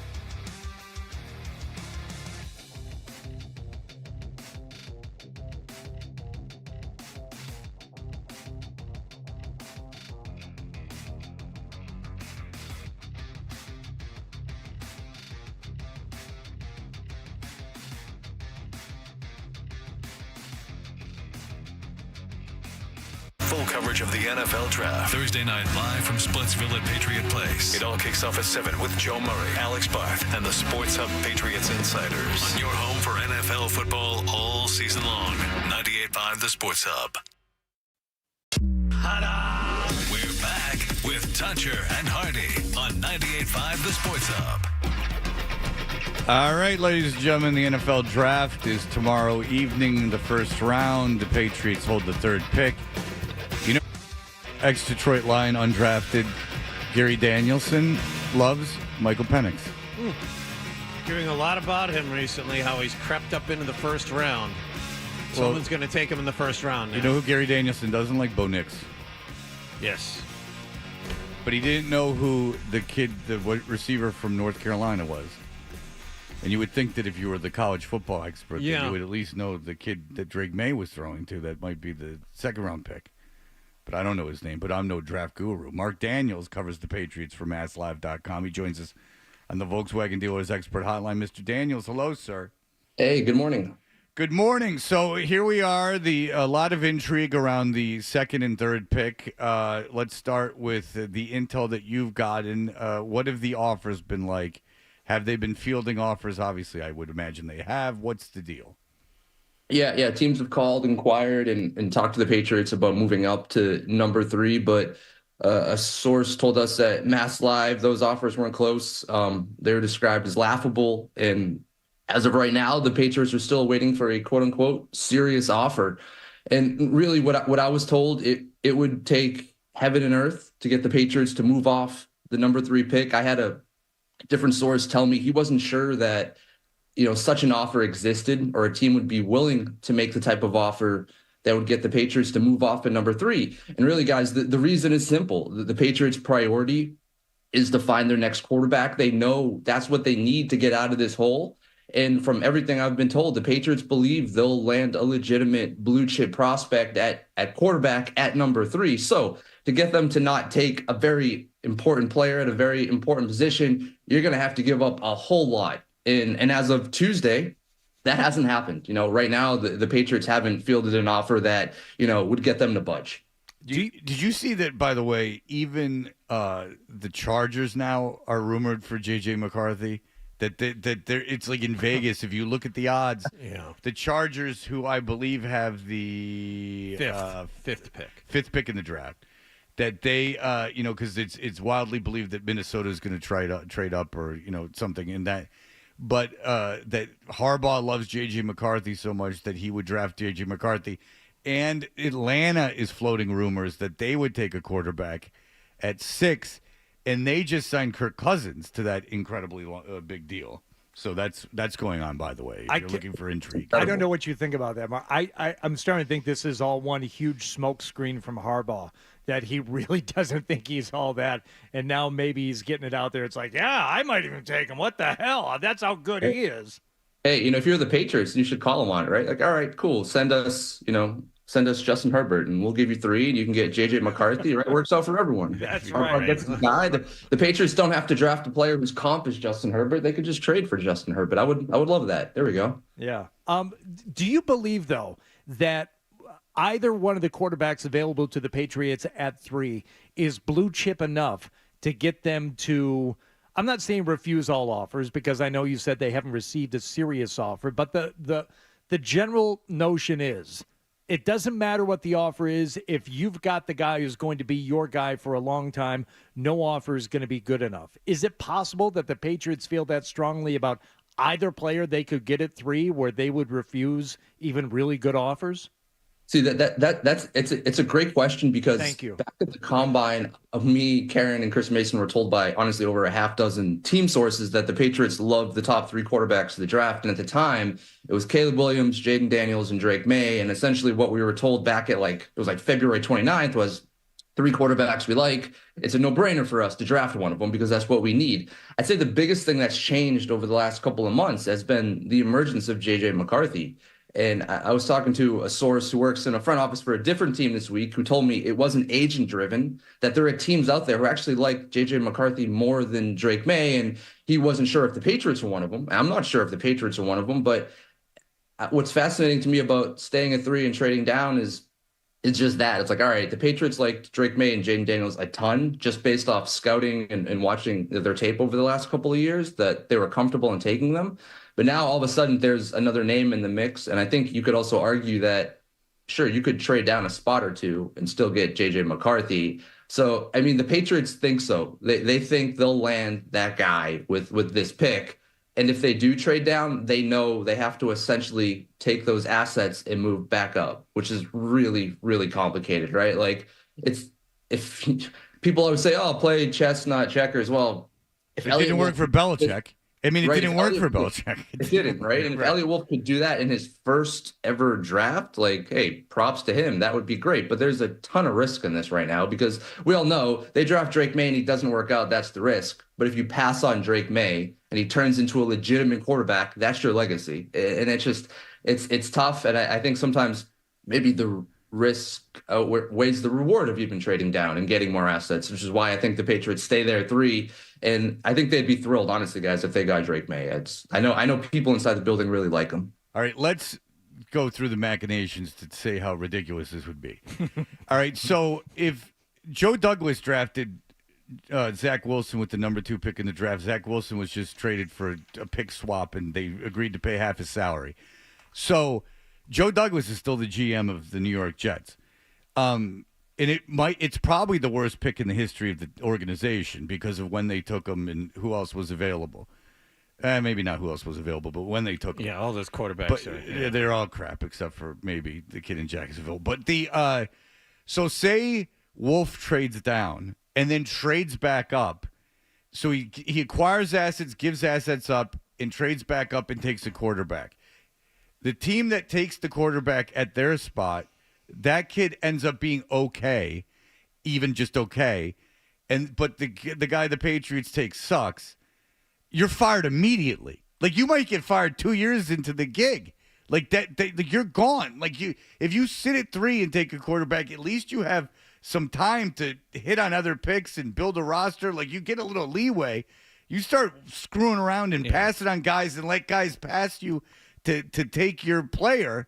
That's when you're really setting yourself up. I think that, and Mark Bertrand was the first to say this, so I'm going to steal this from him. Sometimes it's okay to play checkers.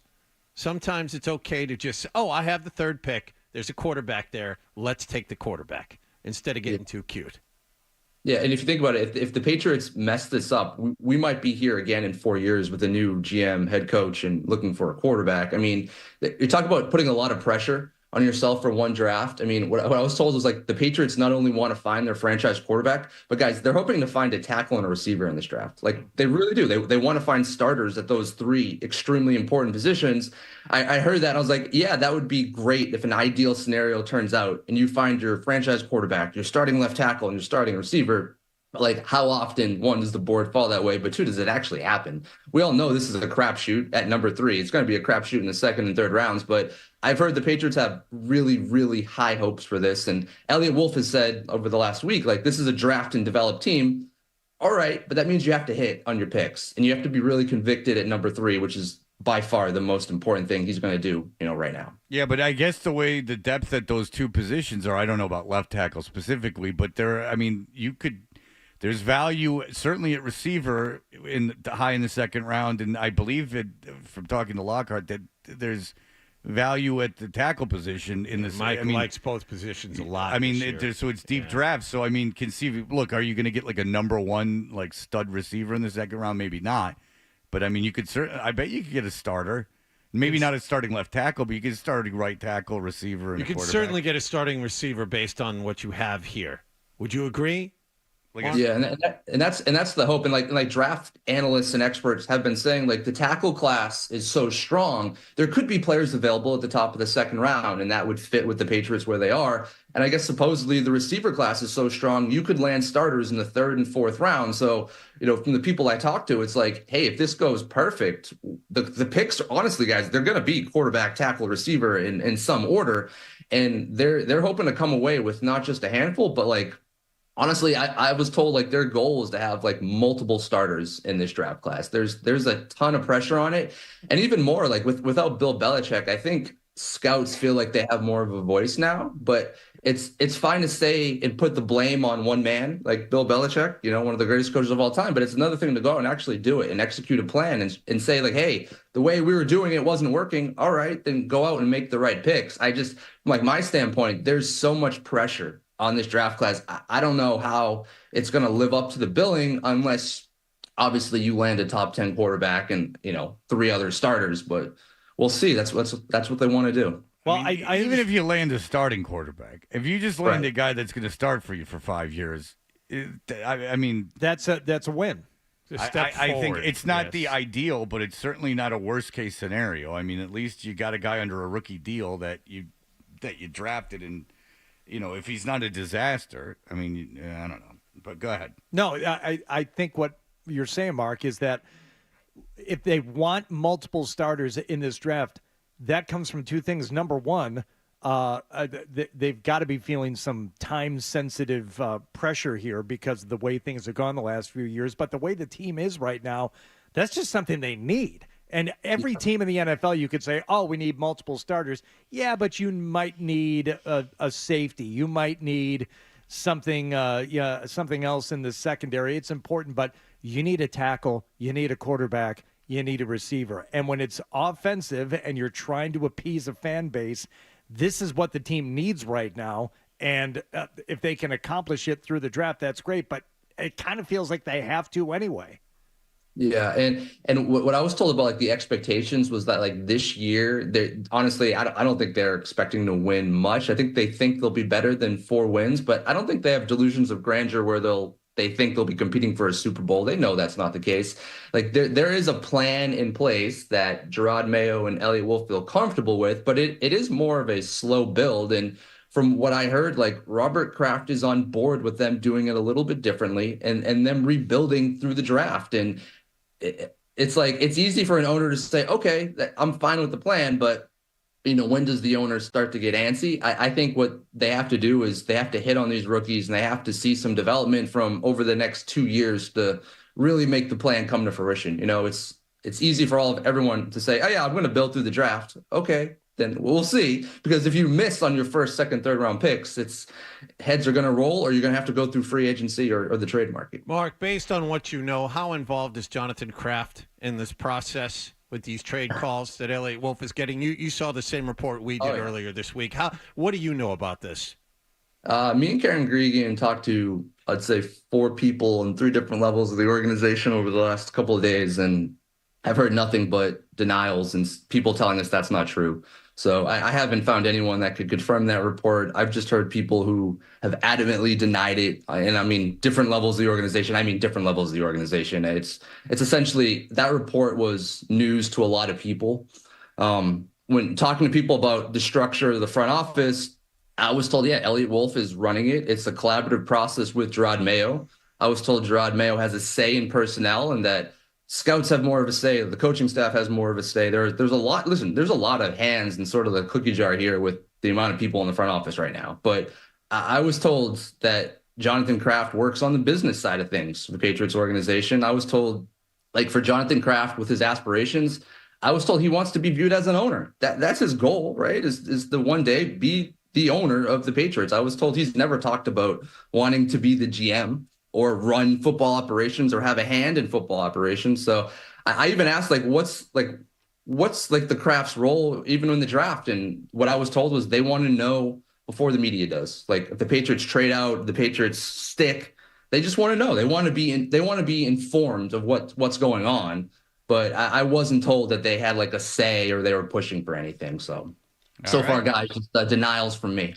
All right, very good. Mark Daniels, read his Patriot coverage around the draft for masslive.com. We appreciate the time, sir, as always. All right, guys. Thank you. Thanks, Mark. You know what, Florida, I'm looking at a big board here from the Ringer. Yep. And Florida State's got a lot of old-ass juniors, like 23-year-old plus juniors. Juniors. That means you're two grades behind. I told you, Penix and Nix are both older than Sam Howell. It's the way college kids are going these days. All the transfers, all the extra years. You have the COVID year for everybody. Now more than ever, you have kids that are older than normal college kids. And in kids every are gonna get every drafted. grade. Like kids, there's a first-round corner that is 23 and a half. He's a junior at Florida State. That's 2.5 years late. It's crazy. Yeah, I wonder how you do 24. that. You reclassify as a freshman. Yeah. There's one. And then there's 1 year. Yeah, but there's a COVID. Yeah. And the transfer why are you still rules a are junior? weird. I mean, you can, but I don't think you can buy a year for transfer. I maybe it's the COVID year, but the COVID year, then that's 2 years. So you reclassified in high school, and then you reclassify and you get a COVID. Yeah. Yeah. Because there's a Jared Verse. He's 23 and a half. He's a junior out of Florida State. He's an edge rusher. Sorry, not a corner. He could be a first-round pick. Old. Dumb COVID. All right, we'll be back. Felger and Maz have their big board, and everyone's gets it, but people like it for the wrong reason. It's because you're dumb. So we said, well, if you're going to like something for being dumb, no one's going to out-dumb us. So we came up with our own dumb thing, and we're going to do that next.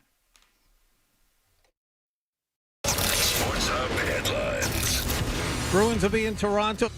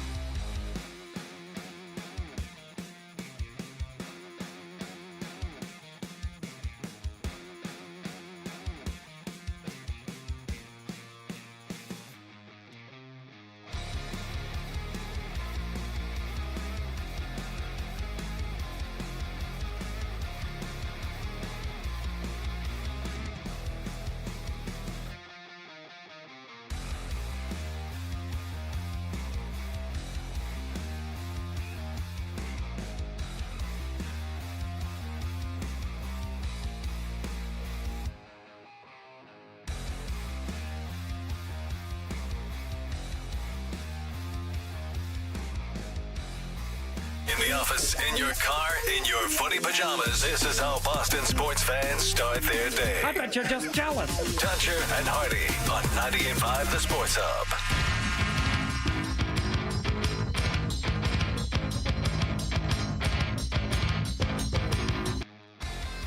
Hardy and our show is brought to you by FanDuel Sportsbook. Make every moment more with FanDuel. And you can get on YouTube for this because it's going to be a sensation for some of you people. The NFL draft obviously is tomorrow, and Felger and Maz have been doing this thing for years called the Big Board. The Felger and Maz Big Board. And yesterday, I'll tell you exactly how this came to be. Yesterday we get into our post-show meeting. We're all in this conference room, and I start scrolling through my phone as I'm addicted to it. And I go on Instagram, and the station's got the Felger and Maz Big Board video, and it's sponsored, and it's like people just love it. They think it's like the greatest thing ever. Now, here's my thing, is that the Felger and Maz Big Board, the idea of it makes sense. The idea of it was, you know, people that predict the draft in these draft nicks are so dumb and wrong all the time. So just by randomly selecting someone from a draft magazine, we'll be as right as they are, and we'll keep tally of it. But what it's become is human animals guffawing at Maz throwing a marker at a piece of cardboard. Right. Now you have audio of this. This is what everyone's head over heels for. The Peterson School is a presenting sponsor for the Felger and Maz Big Board. Here it is. Just one throw. I am purely one receiver. I am purely a spectator on this throw. This is on page 1. This has all the big names. You help me because sometimes I can't see exactly where it lands. Murray's been hot with the markers this year. Come on. Oh, great throw. Right under the photo. Marvin Harrison Jr. Oh, figures. Of all the... Oh, no.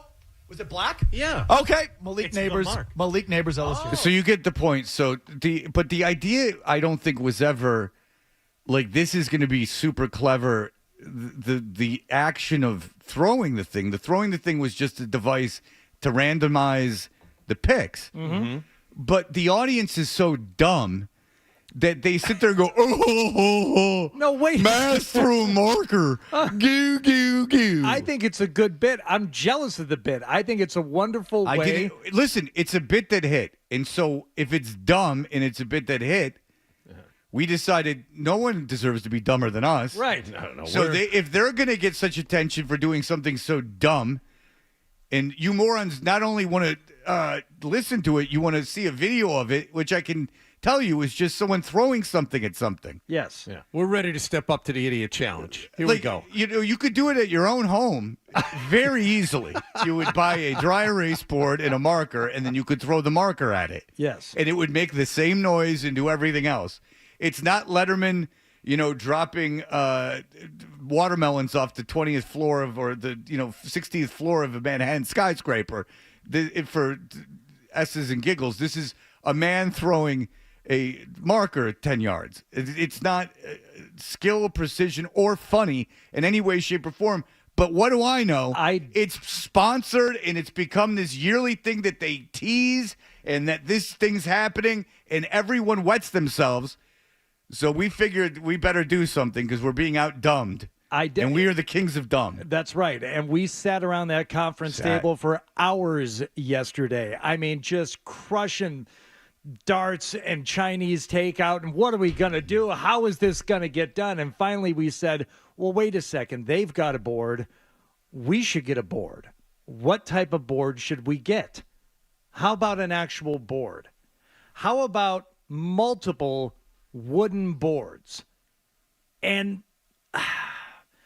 do we want to throw something at it? Do we want something to drop onto we it? thought of birds because of Wallach being a bird. And if we're just going to stick, say, with the quarterbacks and the three likely scenarios, we need 3 boards and we need something to impact one of those boards. Right. What could possibly impact a big wooden board? So we immediately thought fat people. Right. And then we started brainstorming what fat guy would be willing to come in, fat man or woman would be willing to come in and do it. And then we figured no one, and I'm like, I'll just do it. But then, like an angel sent from the verge of death, someone who has actually seen the light, out came a little angel with a big fanny. And he said, I'll do it. Nick has a big fat ass, and we've got 3 big boards. Will he break the board? Will he fall to the chair? Will his big ass end up on the floor? Finally, we are taking advantage of Nick's. We've talked very often about Nick's low legs and big ass and how it takes him a while to move around. But once he gets there, if someone undercuts him like Tatum, he lands on that thing, he's fine. He just pops right back up. Like the bounciness of it. And this was Nick's idea. Nick said, I'm surprised you. He was a little insulted that we hadn't thought of him. Yeah. So what we've done is when we come back, we have 3. Hardy couldn't get it. Hardy got a table saw at home. He's got everything. He was like, I'll get the wood. And we were all like no kidding. No. It was between you and Dan. No, I had the wood. Yeah, he has the wood. You had it already. And then today he wanted, he's like, it would have been funnier if this would have happened. He's like, but I don't have my table saw here. Because he had to throw in that he had a table saw. You know what, Dan? I really need the portable table saw that I can just keep in the back of my truck at all With times. a lithium battery in it. Yes. Yeah. Interchangeable. Of course. I mean, these are real home improvement guys. Lithium battery. But what happens is that we have 3 boards set up, much like a Kung Fu master would set them up. Yeah. Under one board is the name Drake May, one board has Jaden Daniels, and the other board has the trade the pick. And much like Felger and Maz throw a marker, Nick will sit on each one. He'll be blindfolded. He will sit on each one. And now, why will he be blindfolded? It's funnier. We don't know, but we decided earlier this morning we're going to have to blindfold. Hardy at about 5:50 this morning said we should probably blindfold him. I said, why not? Sure. I said, why not? Yeah. So he's going to sit on the board, and whatever board cracks, it makes that bottom fall. That's right. Fall through the crack.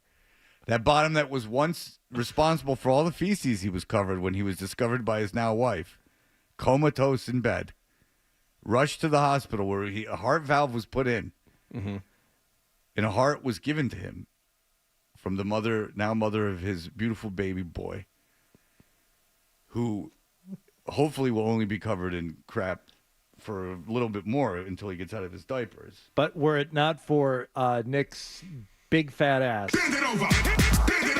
we would not be able to do this bit at all.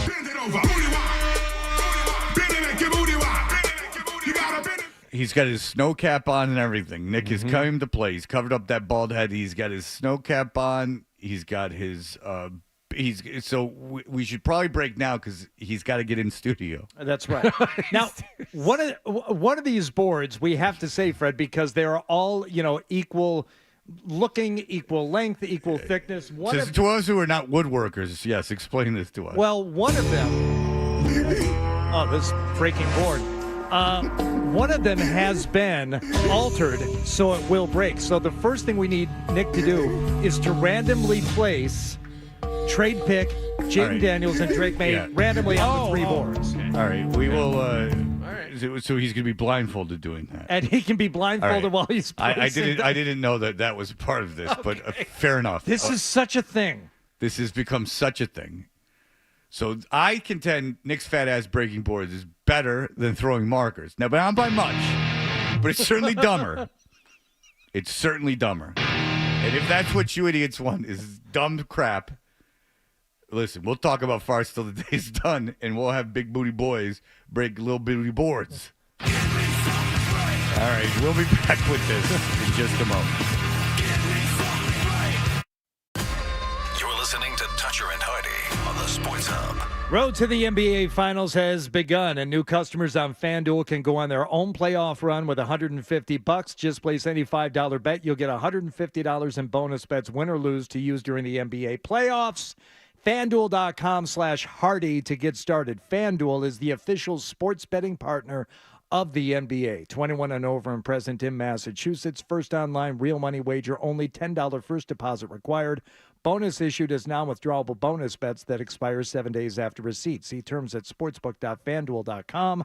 Hope is here. GamblingHelplineMA.org or call 800-327-5050 for 24/7 support. Play it smart from the start. GameSenseMA.com or call 1-800-GAM-1234. Save at Whole Foods Market. Get boneless, skinless chicken breast value packs with no antibiotics ever for 25% off with Prime through April 30th. Stock up on quality proteins for the family. While supplies last, shop in-store or online. Terms apply. Hey, it's Beetle from my Ram dealer, 495 Chrysler Jeep Dodge Ram in Lowell, where you'll always find the best selection and the lowest prices. And right now during Ram Truck Month, save $8,000 on the all-new Ram 1500 Laramie and Limited, or choose the lowest lease payments of the year on any Ram truck. Plus, every Ram purchase comes with a 2-year no-charge maintenance plan. Take it from me and go see my friend Tony and his team at 495 Chrysler Jeep Dodge Ram in Lowell. Online at 495ram.com. Have you been to the new Dick's House of Sport, now open at the Prudential Center in Boston? It's not just a store, it's an experience. They have a 35-foot climbing wall, a multi-sport cage to practice lacrosse, soccer, football, and more. And, of course, the golf bays with the TrackMan simulators. If you need new clubs, they have experts there to fit you. In fact, they have expert services for all sports. You need something re-gripped, sharpened, maybe a racket restrung, they do it all. Experience the all-new Dick's House of Sport at the Prudential Center, Boston. Just getting home? It took forever to walk back to my car. I used Spot Hero for the Sox game last week and found parking right out front. They have Spot Hero for Sox games now? Yep. Just visit SpotHero.com or download the free app and search your destination.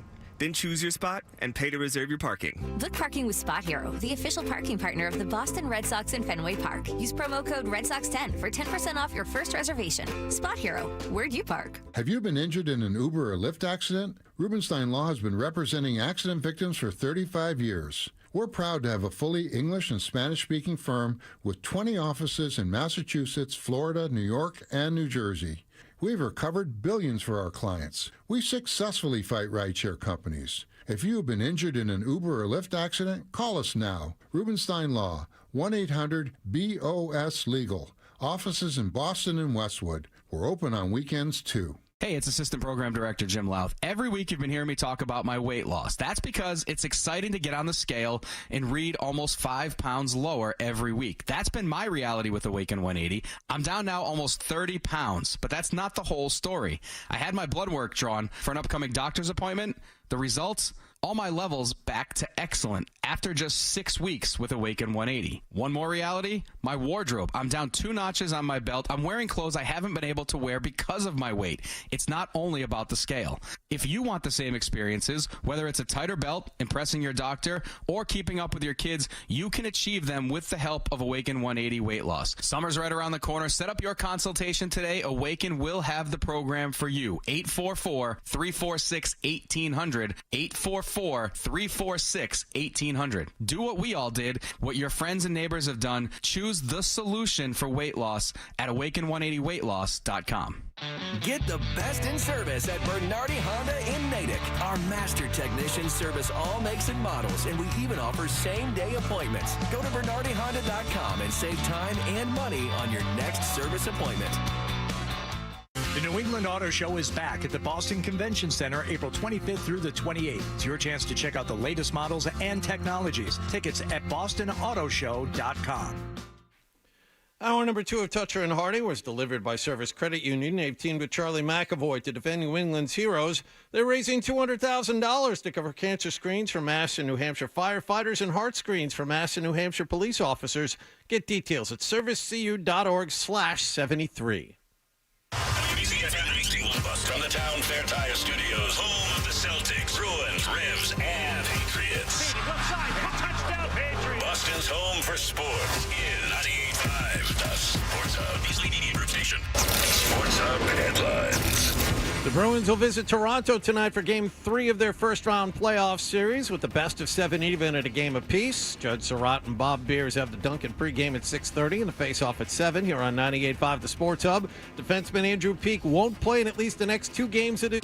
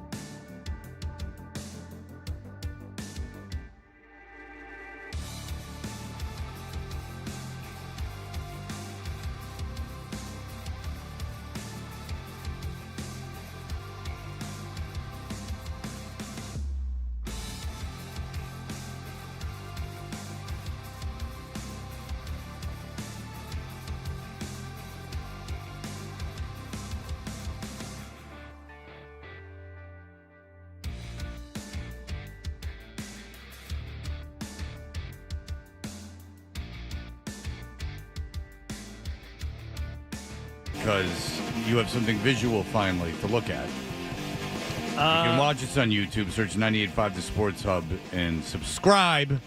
You got to subscribe. Just with the very mention of this, Fred, we increased by a factor of, I would say, twofold. The numbers have doubled just by promising a visual element to the show. We've reached 3 figures. It's really unbelievable. All right, so here's the deal. I'll recap it very quickly. Is after the meeting yesterday, I was looking at my phone on Instagram, as I tend to do, and their station had put up this Felger and Maz big board video. And what the Felger and Maz big board made sense. It was no one knows what they're talking about when it comes to the draft. Us just randomly selecting people will work just as well as these experts. But what it's become is a sponsored segment where people, for some reason, find it entertaining that one of them throws a marker at a board. Yeah. Mm-hmm. And that's really all it is. It's just a guy throwing a marker, which was just a device to get to the... It was just almost like a throwaway thing, the marker part. But the marker part has become the big part of the show, which is stupid. And it's become this big phenomenon, and it's dumb. So that figured like they were trampling on our turf because we're the dumb ones. You're doing dumb stuff? Oh, you want dumb? We can do dumb. Nick has a big fat ass, and we've got 3 big boards.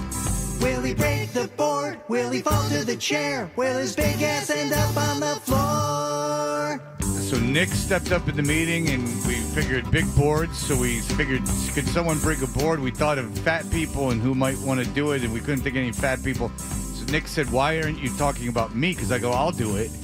And then Nick goes, well, why aren't you doing me? Because on the account of my big ass. He said it. Right. And so we went, you know what? That's right. Nick's got little legs and a big old booty, and he probably could break a lot of stuff. He's obviously...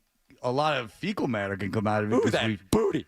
Because we know the story of him passing out in bed. Of course. Ill, covered in his own feces. That one's got a big booty, man. His girlfriend at the time, who's now his wife, thought he was ghosting her. So she came over there in a fit. She had a key. She opened the door and found Nicholas. She smelled something first, and it was poo.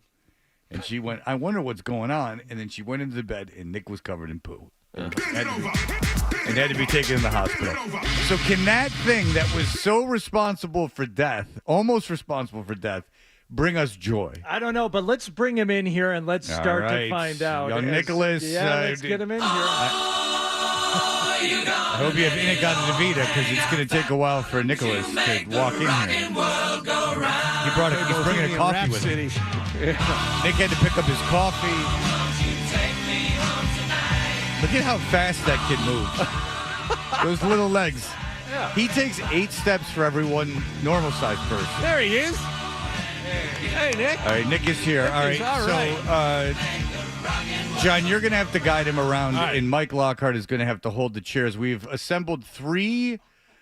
Hardy's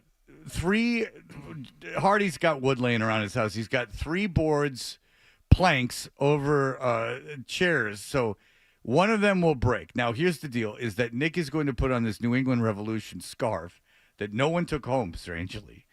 And he's going to blindfold himself with it. And what do you have over there, Hardy? So what we need Nick to do first, Nick, you will see 3 Post-it notes on that first board with the names Jaden Daniels, Drake May, and trade pick. So I want you just to randomly assign. You can mix them up however you want, but put 1 Post-it note on each board. It's totally up to you. It's you and your ass that are going to decide which Post-it note goes on which board. You can tell someone's been a magician.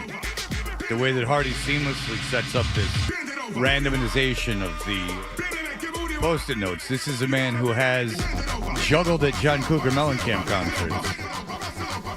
All right, so Nick has assembled those. All right, now we'll have to apply the blindfold, if we would. Mr. Lockhart, if you could put this on Nicholas. Lockhart is the perfect guy for this because he's kind of like the handler, and he's also going to hold the chair in place. We don't want young Nicholas to fall. Nick wanted to fall. Now, Nick wanted to fall further. He was willing to fall further, but I said, no, Nicholas. You have a child. You can't break that bottom of yours. And he said, it won't break, Fred. It's too big.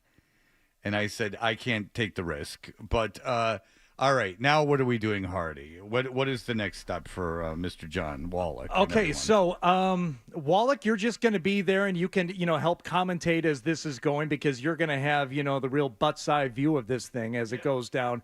But Nick has already assigned the Post-it notes randomly to each of the boards. So, Mike, if you would please, I want you to lead them over to the first board here, and let's see. Okay, Nick is now hovering. All right, He's hovering over. Hold on a second. Right, hold on a let second. Me get over here. All right. We want to have this mic'd up. Okay, so again, this is Nicholas. If he breaks the board, his big tush is going to fall through that board. He's going to fall. He's literally breaking a board. Yes. Which is dumber than throwing a marker. Right. We are all in agreement. Yeah, Whatever happens, we win this one. Easy. However this goes down, even if no boards break, an attempt to be dumber than Felker and Maz has happened, Right. which should, in theory, if my hypothesis is correct, be a big hit with the audience. Because they obviously love stupid garbage. It's a ratings winner. Absolutely. So here we go. Now, there is a chance. I must submit right now. I tested this at home. I did multiple board lengths, multiple cuts. I was not able to break any board that was not rigged ahead of time. There's a chance that Nick could break a board that is not meant to be broken. Nick and has if that a low happens, center of I don't know. gravity. I don't know what we do. Well, that's what Hardy discovered this morning. It would have been way funnier if he just broke all the boards. And then he goes, but I don't have my table saw. I don't know how he's differentiated what board is which, but we do know. All right, so I will tell when it happens which one he actually broke. But there, again, one board has Trade Pick, one board has Jaden Daniels, one board has Drake May. Right. We will find out after the actual breakage which pick it will be. All right, what will the Patriots do? Here we go. The first board, Nicholas has hovered over it. Now, it's a chair, so there's not a long way for him to go to sit. But because he has his little legs, he's almost all torso. Okay. But here we go. Here goes Nicholas. Sit back with some force. Ooh. Was there a break? There was no break. No break. No break on board number one. He's squishing it around. He's getting a little cocky. Nicholas is starting to squish it around. He's starting to play with fire. John has grabbed him. He's moving over to the second board. Will this one break? Feel free to play as much as you can, because this is very visual. So just keep playing as much garbage as you want. All right, here we go. Nicholas, will this board break? Will this be the pick? Nicholas's booty is going. Oh, wow, he really gave it a little jazz. He really gave that some jazz. He put a little sauce on that. He is very cocky. I hope you break your head open. Ooh, that booty. He is, because this is breaking. So, all right. I don't know. Maybe he wasn't able to break one of the ones. It's all randomized. You're saying he's too small. It's all been randomized. All right, I don't know. Maybe he was supposed to break one of the first two. Okay, wait. Okay, you gotta kind of don't support him, John, but guide him. You just barely touching him. Yeah, there you go. All right. Will this break? Hey, I'll count down. I'll go 3, 2, 1, go. All right. So this is the board. So this conceivably will be the one that the Patriots pick, not to give everything away, because one of these has got to break. So Nick it's got to be. Let's see if he has the same joie de vivre as he did for the first two, where he leapt. Okay. Here we go. 1, 2, 3. Oh, that didn't make much of a noise. And he went on before I even said 3. I said 1, 2, 3, go. we have breakage. It's going to be. So if all our hypothesis is true. But he snapped that thing like a toothpick, so it didn't have a great lumber snapping sound to it. There was also some confusion on when he was going to go. I thought it was very clear 1, 2, 3, go, and then he would go. But he went 1, 2, 3, and then right at the 3, he couldn't get it up. Oh, that's right. We have to pay off the base. What the big reveal, Jonathan? Because I don't even know what was the board that broke. What will the Patriots do with the Toucher and Hardy big booty board break, which... According to Nicholas's ass, it'll be Jaden Daniels. Oh, wouldn't that be a treat? Jaden Daniels will be the pick at number 3. Wouldn't that be fun? Wow. Well, Nicholas survived. He's showing it to the YouTube camera, so no funny business happened. If all you at home were betting Jaden Daniels, you have triumphantly won. And I got to hand it to Nick. He went all out. He leapt to such a degree that the board broke almost without a peep. The board broke in fear of the ass that was coming down at it. I got to tell you, that Nicholas. Nick has a big fat ass, and we've got 3 big boards. Will he break the board? Yep. Will he fall to the chair? Yeah. Will his big ass end up on the floor? No, he did not end up on the floor. He was safely in the chair.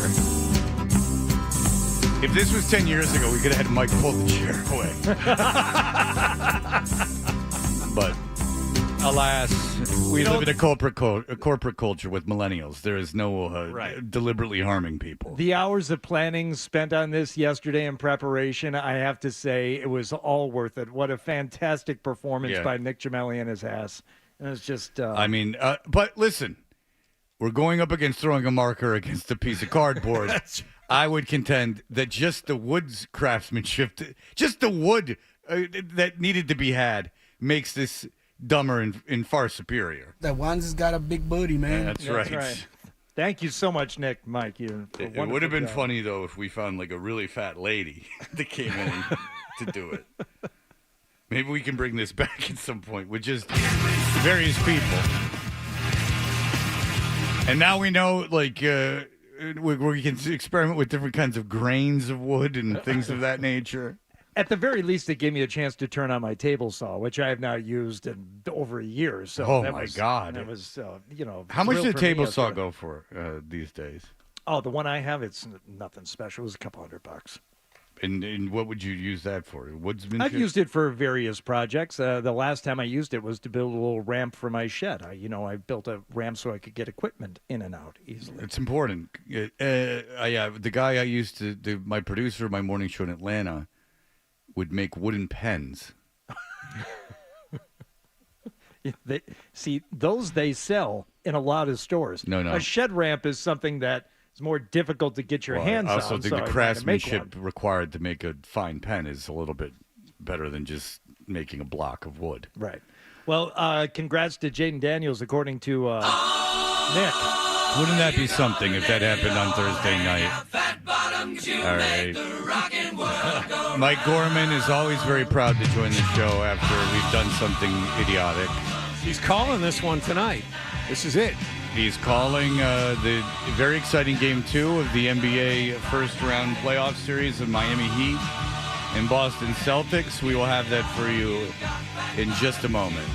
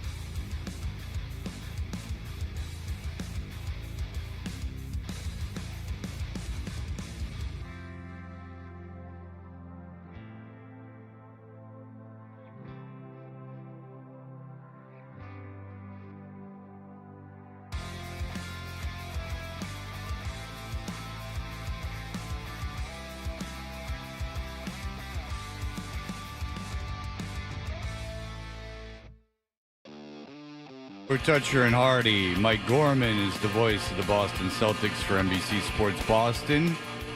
And Mike is brought to you by Bentley University, proud partner of the Boston Celtics, preparing the next generation of business leaders to be a force on and off the court. Bentley University, a force for business, a force for good. Mike joins us on the Volkswagen Dealers Expert Hotline. And as I read that, I realize, Mr. Gorman, I didn't bring your gift cards to the event. Yes.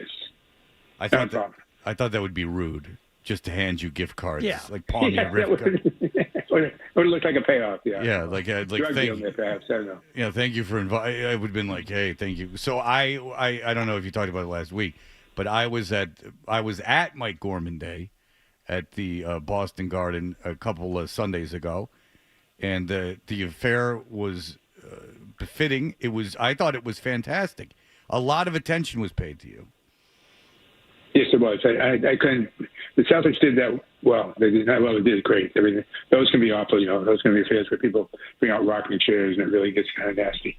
They didn't do any of that stuff, and I was very pleased with it, and they're to be commended for doing a great job with it. Now that Fred mentions, though, the gift cards, it seems like a failed opportunity. Maybe you should have had like a silk purse, and people would have, brought you envelopes full of cash, like a wedding satchel. And if they didn't come prepared, they would have just gone into their pockets. Like an Italian wedding. Yes, a Well, godfather. maybe you could have come up with something on your table saw. Yeah, that's right. I mean, Hardy is very crafty, but I'm sure you guys talked about it last week, and you talked about it a lot, Mike. But they had Scalabrini interview. They were doing stuff during every break, but they had Scalabrini interviewing Mike during halftime, which I thought was great, and it was very natural, and Mike got to tell stories, and I thought when he got emotional about Tommy Heinsohn, I thought the whole thing was very good. So I just wanted to say that, and thank you for inviting me. I appreciate it. Thank you for taking pity on me and inviting me to the thing. I almost take pity on you for what you put on the air the last 5 or 10 minutes, but not. Listen, if Felger and Maz... You had redefined stupid. Yes, if Felger and Maz get a bit sponsored that's throwing a marker at a piece of paper, at least Hardy crafted 3 boards. I think we did a better job. To be honest with you, there's production involved. I mean, come on, Mike. Nope. Yeah. Nope. Oh, Michael, it was dumb. Believe me. That was the you point. might you don't know, but it was dumb. Point. That's right. That's what you were trying to retain. You're trying to raise the dumb bar, and you did it. Yes. That's right. If Felger and Maz want to try to outdumb us, not so fast. Not so fast, there, buddy. Yeah. You got that right. Yeah. If you're going to throw a marker at a piece of paper, don't think we're not going to break boards with Nicholas. That's going to be There you happening.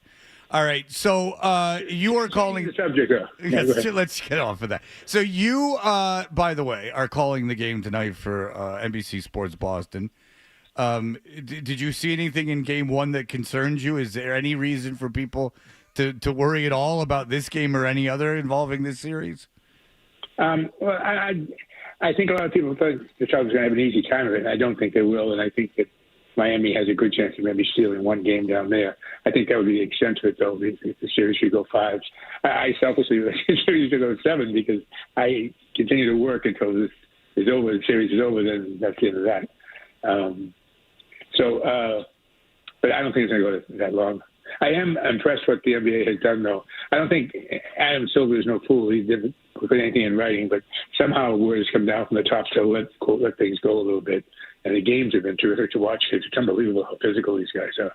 What did you think? Did you see the 76ers Knicks ending? Yeah.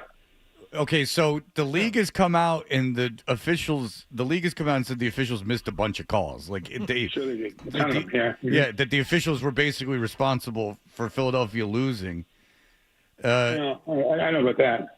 Well, somebody's going to win, somebody's going to lose. I mean, I thought both sides. I didn't think one side got hosed with the calls. I they just let everything go. Oh, so okay, whoever was the more aggressive won. How much do you think that pisses off Adam Silver, if at all? Do you think that the league coming out and saying, like, oh, boy, the officials messed up is making him mad? Or do you think that, like you said, he's happy just letting people play? I think he's happy letting people play. I know Adam, known Adam for a long time, and he thinks that he thinks it's possible to over officiate these games. and I think they pull back. Now, well, the league comes out and says, you guys missed a couple of calls there. Sure they did. But that's because they let the game go and they let the game play. I tell you, I was sitting underneath the basket for the game, and these guys, they usually blow the whistle on every play. Somebody's getting hit somewhere on the court. Rick Pitino used to have this theory. He'd tell the guys, everybody go out there and foul the guy they're covering because they wouldn't call one. So that's a lot of what's going on in the NBA right now. Coach is saying go out there and play hard. And the thing is, that's great about the NBA is you watch college basketball all year and you even watch the NBA all year, and you see a lot of players that are so-so. You get into the first round of the playoffs, and these guys are all guys who are All-Americans on the bench in college and now are playing as hard as they can when they get a chance to show it. And, Denver coming down to a last-second shot the other night. Every game seems to come down to whoever has the ball last has a chance to win. That's pretty good. Yeah, I wonder if, Mike, if it's kind of by design, as you said, Silver wants them to play. They don't want the officials to be the story of the game. But with all the gambling that's going on, and especially some of the stories involved with the NBA and gambling right now, he doesn't want there to be anybody having the ability to look at it and say, oh, the refs did that at the end because so-and-so was on the take or so-and-so was being influenced. If you just let them play, then it's pretty much all on the players. And at the very least, the league can't be accused at an official level of having influence over it because of calls that were made at the end of a game. Yeah, now, again, I want to make sure everybody understands I have no contact. If nobody calling me from the league office and saying, Mike, what do you think? That's not happening at all. Sure. I do think that the officials, either consciously or subconsciously, have decided we're going to let the players decide these games. We're not going to decide these games with some last-second call with half a second on the shot clock. And that's great because then I wouldn't say they're swallowing the whistles. They're just not blowing them as often as they could. And that's, again, this is a man's game. It's not a kid's game. You want to play, people are going to get bumped, people are going to bleed. That's the way it's supposed to be. All right, well, Scalabrine came out and he was pretty upset about, he thought the Heat, about the Heat. Caleb Martin took out Jason Tatum when he fell on his derriere. What did you, are you as incredulous as Scalabrine about that? No. I mean, Scal played the game, so I'll bow to him on that. But I didn't. Both the two players involved said the right thing, which was just a hard baseball. It was a hard baseball. Basketball was a hard foul. That's all it was. It was a hard playoff foul. And Tatum seems willing to accept that as an excuse or a definition of it. So I'll go with him.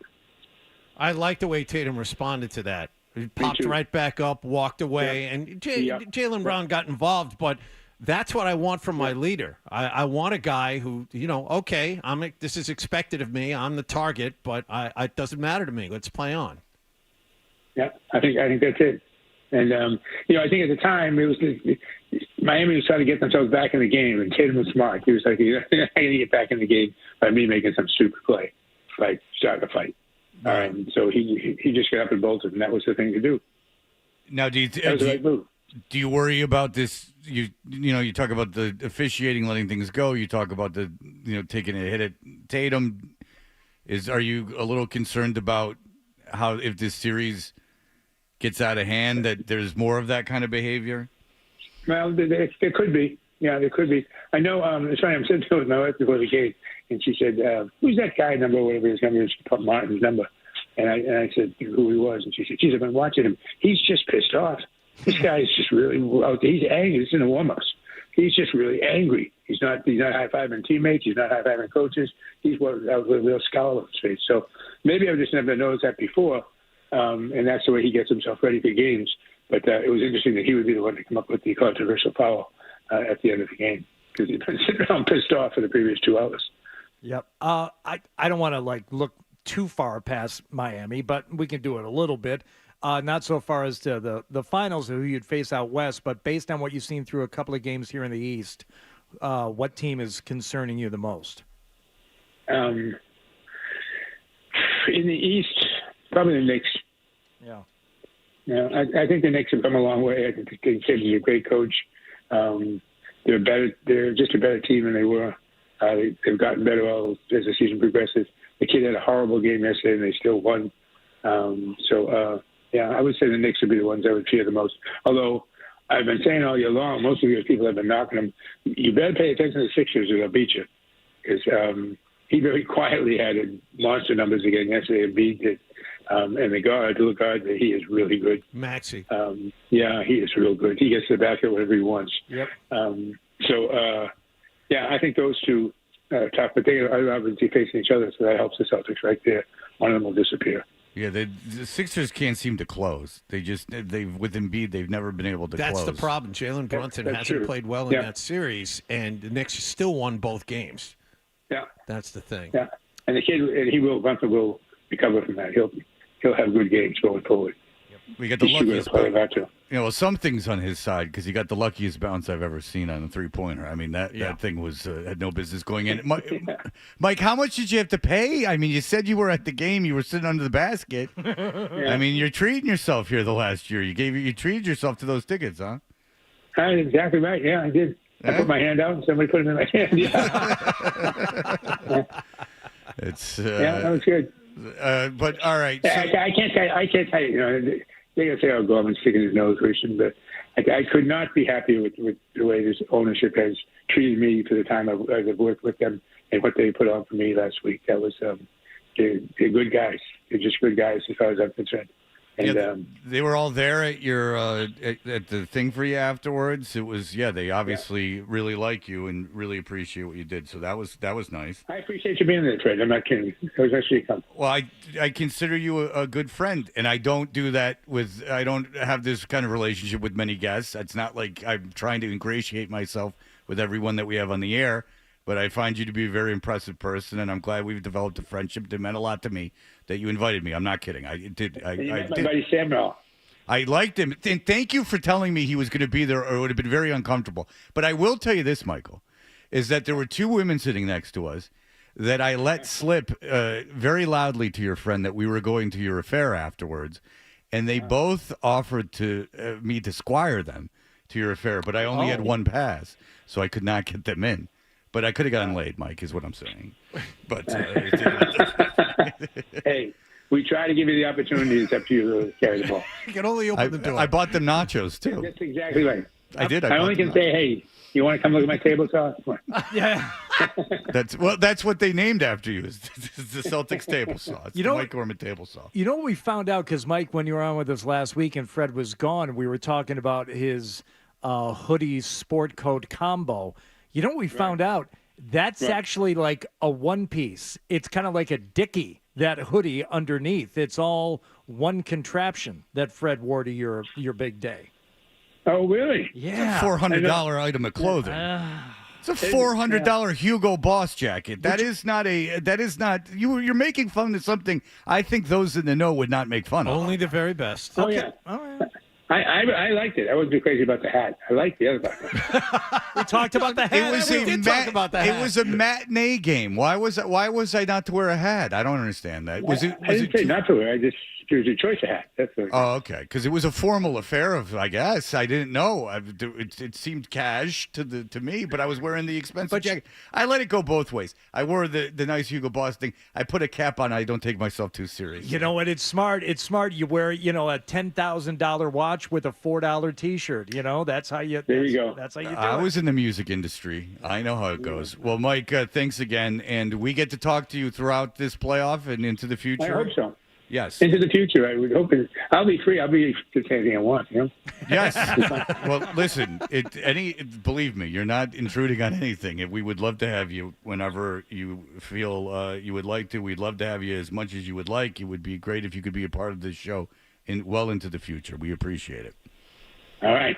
Talk to you soon. All right. I have those gift cards. Don't worry. They'll get to you. I will. And they'll get into. We'll have our first show get together there. Absolutely. Okay. That would be great. Yeah. All right. Thank you, Mike. Congratulations. Adios. Enjoy yourself this evening. There goes Mike Gorman. He calls the game tonight on NBC Sports By the way, Boston. During Game 1, Mike Breen had a very nice tribute. You didn't see it because it was on television, but Breen took time out when they had the camera underneath Mike's left nostril in the front row. The camera was right in his face, but Breen took about 30 seconds to say how much he respected Mike and how great Mike was as a friend to him and what a great broadcaster he was. I thought that was very nice. Yeah, that's great. and he'll be part of the show going forward. But has anyone stood up for me with the jacket hoodie combo? Did anyone? Is there anyone with any taste? Anyone who's walked the runways of Milan that can somehow step up and say this was not only not a bold fashion choice, but very, very contemporary? Well, see, and that's my issue. I myself, just being a little on the cheap side when it comes to buying clothes, would not drop $400 or $500. You on would something. if you were single. Would you? Let me finish. If it were something that I think I'm going to feel silly wearing even a year from now, and that seemed a very trendy, fashionable thing you were wearing. I would not have bought it had I still been married. But I have to go out and buy clothes now because I have to have adult clothes because I have to go to adult functions, and that was not the case for about 15 years. I wear Lululemon sweatpants and a hoodie to every single show. Now I spend money on sneakers. I always have. But I had to buy adult clothes. Like I had to go shopping. Like my daughter and I go shopping. I need her eyes on the prize. I have to go. In order to have a social life, when I go out, the rare occasions I go out where I don't have the kids. I just question any garment that's like a 2-in-1. That's okay, all. I thought it. My daughter liked it. I liked it. I've seen even NBA players wear stuff like it. I thought it was cool. Well, then because they always dress how I would dress. So it wasn't like a picture of Betty Davis with a hammer in her head. Like it was drawn by I don't know, whatever. I'm not even cool enough to know an artist. But somebody will come to your defense and I'll let you know the instant I see it. Okay? Because it's not. I'm just telling you. It's Hugo Boss. You can buy it at a department store. It's not like a crazy thing. Uh-oh. Rock and roll. I don't want to. I don't. We did the board breaking thing. It's too much. I can't put rock and roll mic on. That's what you're referring to. No. Someone said, Matthew says, Fred should Google Hugo Boss World War II. Something tells me that's not going to be a good story to read. Well, I'm sure that, I'll burn the garment. I apologize. Someone should tell the Red Sox about Yawkey Way. See what I did? I gaslit them. Let me see if the YouTubers are the oh, YouTubers. Jesus Christ. No, let me check. Maybe someone's coming What to your about Riz defense. and Benjamin? What about those two? Where are they defending me? Riz and Benjamin and the lady. They've been around since day one. They should be propping me up, not putting me down. Mike Gordon has been presented by Bentley University, a force for business, a force for good. Congratulations, YouTube. You've won. You got Hardy. He's full on. What? I'm sorry, I was reading the comments. I What'd understand. You say? Do you understand that we're still riding high from the board breaking? Hey, we increased it by 500% during the board breaking. We did, absolutely. We did. All right. We'll be back in just a moment. Sports Hub headlines.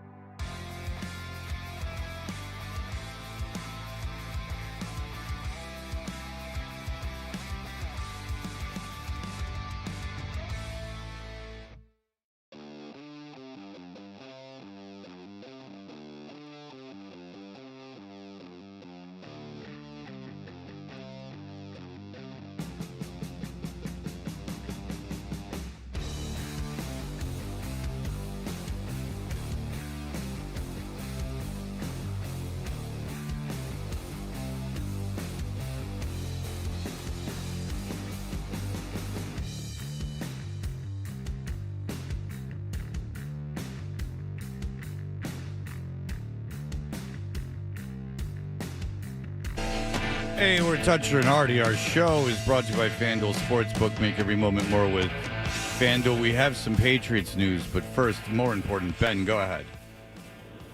Yeah, Fred, I'm calling in to call defense for the Dickie here. I don't think Mr. Hardy or the Bird in the right seat of any business talking about your fashion choices there.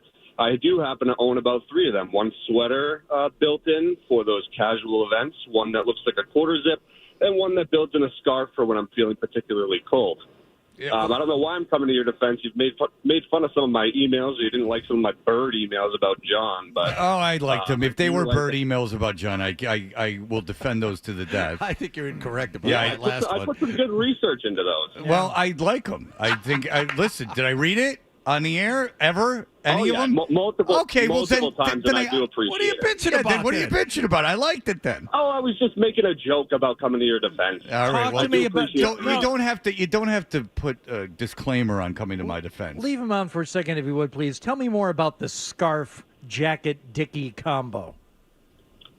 It's more so for over a suit. It's a longer coat, kind of like a pea coat, and the scarf comes in buttons. So it's not like a zip-in scarf. And I wear the scarf separately. Yeah, baby. Oh, it's beautiful. It's beautiful. Ben knows. Where'd you get it? Oh, my God. It's a cheapo on Amazon. I don't have money like Fred. There it is. Oh, well, Fred doesn't. I mean, I had to. These I know go on a shopping spree. But I did go with my daughter a couple of weekends in a row to different department stores to buy a couple pieces of clothing so I would have something to wear out to like a restaurant. Like I didn't have clothes to wear to like adult functions. Oh, I don't have those. I mean, I've pretty much got this, or I have something that's way too dressy for a nice function. I have like, the sport coat dress shirt. I really don't have anything in between. Yeah, and that's what I needed. And then the thing is also that I bought a bunch of clothes, or my ex-wife, when we were married, bought me a bunch of clothes when I was doing television, and for some reason they're all awful now. Like the stuff that you would wear on TV is just stupid to wear out. Like a shirt and a blazer. Like I'm not that kind of guy. Yeah, I did it. I can't remember when I did it recently. Oh, maybe it was for the Easter brunch, because I've remembered in years past, I felt a little underdressed at the Easter brunch, so I did wear like a sport coat with a shirt underneath. But like a navy sport coat, you're never going to be. What, are you going to show up to a date with a navy sport coat on? No, I wouldn't know what to do if I were dating right now. Yeah, see, that's the thing is you got to go with your daughter. You got to pick out clothes. That's what you got to do. You got to get the hooded jacket. I'm just surprised no one defended me. Not on the show. I'm just surprised that's an odd thing to make fun of, because I do think it was fashion forward. Well, you do have the one guy who's got the button-in scarf with his pea coat that he bought on Craigslist defending you. So there's one. Yeah. Well, at least it wasn't the Facebook Marketplace. All right, John, there is new Patriots news. Yes, something posted in The Athletic. Chad Graffendine and Rossini posted it early this morning, and I'm reading from it here. What's become clearer in recent days is how high the Patriots are on Drake May, who they view as a close to ideal fit for the offense they want to run. With offensive coordinator Alex Van Pelt, the Patriots will utilize a playbook similar to the one Kevin Stefanski deploys in Cleveland.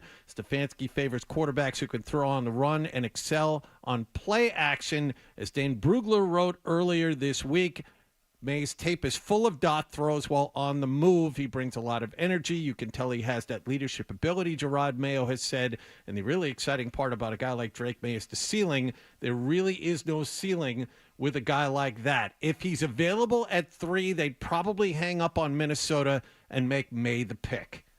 I wouldn't move out of 3 for what Minnesota has anyway. You're falling way too far in the draft. And we talked about it. So if you fall that far in the draft, you're getting like what? The 3rd best corner and the 6th best lineman? The 7th best lineman? Yeah.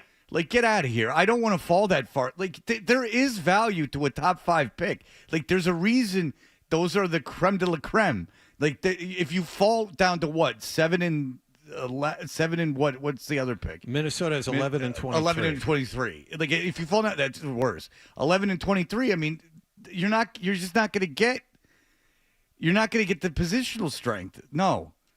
So there is a contingency plan Why does everyone want to trade this pick so I don't badly? know. And as I said earlier, like someone's got to take the third pick. And by the way, you're going to trade with a team that is dumber than you. Like someone wants that pick well enough to give up a bunch of capital for it. They want that player. Well, they're closer. Okay, get out of here. Your quarterback's a quarterback. Go ahead. In case May is not available to the Patriots or the Vikings make an unexpected offer the Patriots can't turn down, the Patriots front office has discussed a plan that would requiring some maneuvering to pull off. And we were discussing this earlier with Mark Daniels. It's the trade back, trade down, then use those assets to trade back up. Patriots are adamant that they want to come out of this draft with one of the 3 quarterbacks remaining that isn't Caleb Williams. Jaden all right. Daniels, Well, then they can't trade out of exactly. the third pick. Jaden Daniels, J.J. McCarthy. You can't trade out of the third pick. The big news here is the Patriots are very high on Drake May and seemingly would have no trouble taking him at all. So it looks like May is going to be the pick by the Patriots at number 3. The report here says that the Patriots have told Minnesota it's going to take a really wild offer for them to move off this pick. Not according to Nick's ass. Ooh, that booty. He had Jaden Daniels. So. Well, the guy from ESPN that's getting all the attention as a GM candidate, I forget his name off the top of my head. He's one of the 2 or 3 people that cover the draft for ESPN. Reddick. He likes Jaden Daniels the most. But then you look at the big board here from the Athletic, and Jaden Daniels is 10th. Yeah. And Joe Alt's not even the first line tackle. And some people are saying that Los Angeles Chargers should just take Joe Alt and not worry about it. But now money's moving around in Vegas for San Diego, screw it. San Diego taking J.J. McCarthy at 5 because J.J. McCarthy's relationship with Harbaugh, and then moving Herbert. And then you go, well, they'd never move Herbert. And then you go, oh, they would. I guess there's $100 million dead cap hit or something. Yeah. But say that didn't exist. Let's just pretend that didn't exist. Sure. Why wouldn't he? Like, he's got probably carte blanche to do whatever he wants, and Herbert's never won anything. So take J.J. McCarthy and then trade Herbert for a bunch of picks. That's not as crazy, do you think, as Atlanta taking a quarterback? Look, you could trade Herbert to Minnesota. I mean, they desperately need a quarterback, and you draft McCarthy 5, you trade Herbert to Minnesota for those 2 first-round picks, and away you go. Let me ask you this. What's more unlikely, the San Diego taking J.J. McCarthy or Atlanta taking a quarterback who just signed Kirk Cousins to like a tremendous deal? Yeah. I think that you could do the logic of the J.J. McCarthy pick more than Atlanta taking a quarterback. Yeah, I think you could. The Cousins thing is obviously it's a huge number and it's a huge deal, but he's also of an age where you got to be thinking about the next guy already. The instant you sign into that contract, you have to be thinking about, okay, what are we going to do next? And we want to be ready. Yeah, it's probably San Diego. Yeah. So there you go. That's where, because the money's moving around. Like, I guess the odds, the story yesterday with Vegas was the odds were moving, not in favor, but like they were moving for San Diego taking a quarterback and Atlanta taking a quarterback. Which you would, and then you see your mind goes, why is this happening? Chargers, San Diego, whatever. Yeah, San Diego Superchargers of Los Angeles. Mm-hmm. I don't think Los Angeles has embraced the Chargers. I have a feeling that's never going to happen. So it's. Do you know anyone anyone who's a Chargers fan? I don't know. Other than my son, no. Yeah, was he like the uniforms? He liked the lightning bolts. We showed him when he was a kid, so he's a Chargers fan.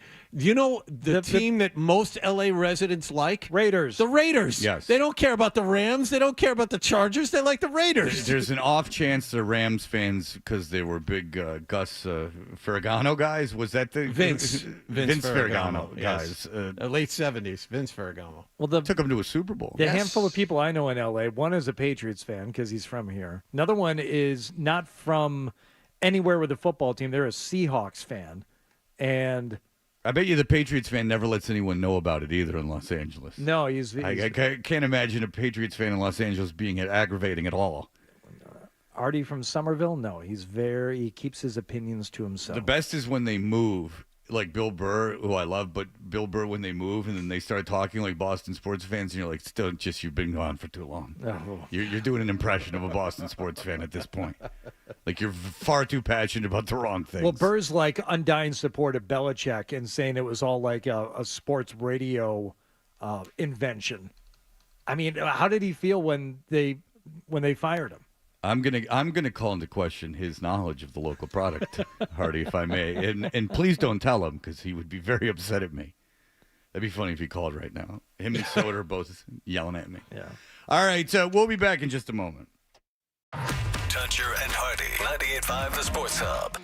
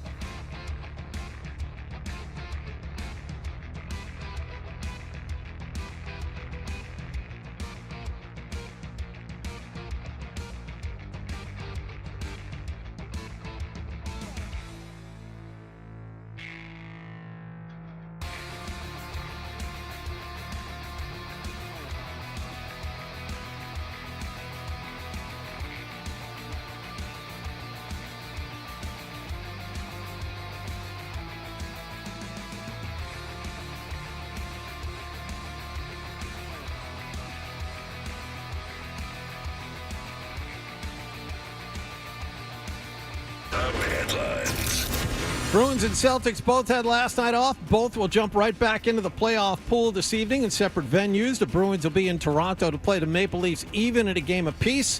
Jim Montgomery said yesterday that Andrew Peeke will not play in the next two games, and he's week to week after getting hurt in Game 2. Parker Wotherspoon is the top candidate to replace him in the lineup tonight. Derek Forbort day-to-day, but he will not play this evening. Judd Surratt and Bob Beers have the pregame at 6:30 and the face-off at 7 here on 98.5 The Sports Hub. The winner of this series will play the winner of the Florida-Tampa Bay series next. The Panthers now lead the Lightning 2-0 after a 3-2 win in overtime last night. As for the Celtics, they play Miami at TD Garden tonight. They lead this best-of-7 first-round playoff series 1-0. Miami got a little physical on Sunday afternoon. Jaylen Brown is ready for more of it tonight. I've seen a guy go down, and I got my guys back. We don't got to entertain the shenanigans, but at the same time, we're not going for nothing extra this series. Just be professional. We're doing our job, but we're making sure that we got each other's back. Sean Grandy and Cedric Maxwell bring you the pregame at 6:30 and the tip-off at 7 on the BetMGM Rock 92.9 Celtics Radio Network. Jimmy Butler and Terry Rozier out again for Miami. Luke Cornett out again for the Celtics. Mass Live is reporting the Patriots have not yet gotten a serious trade offer for the third overall pick in tomorrow night's NFL Draft.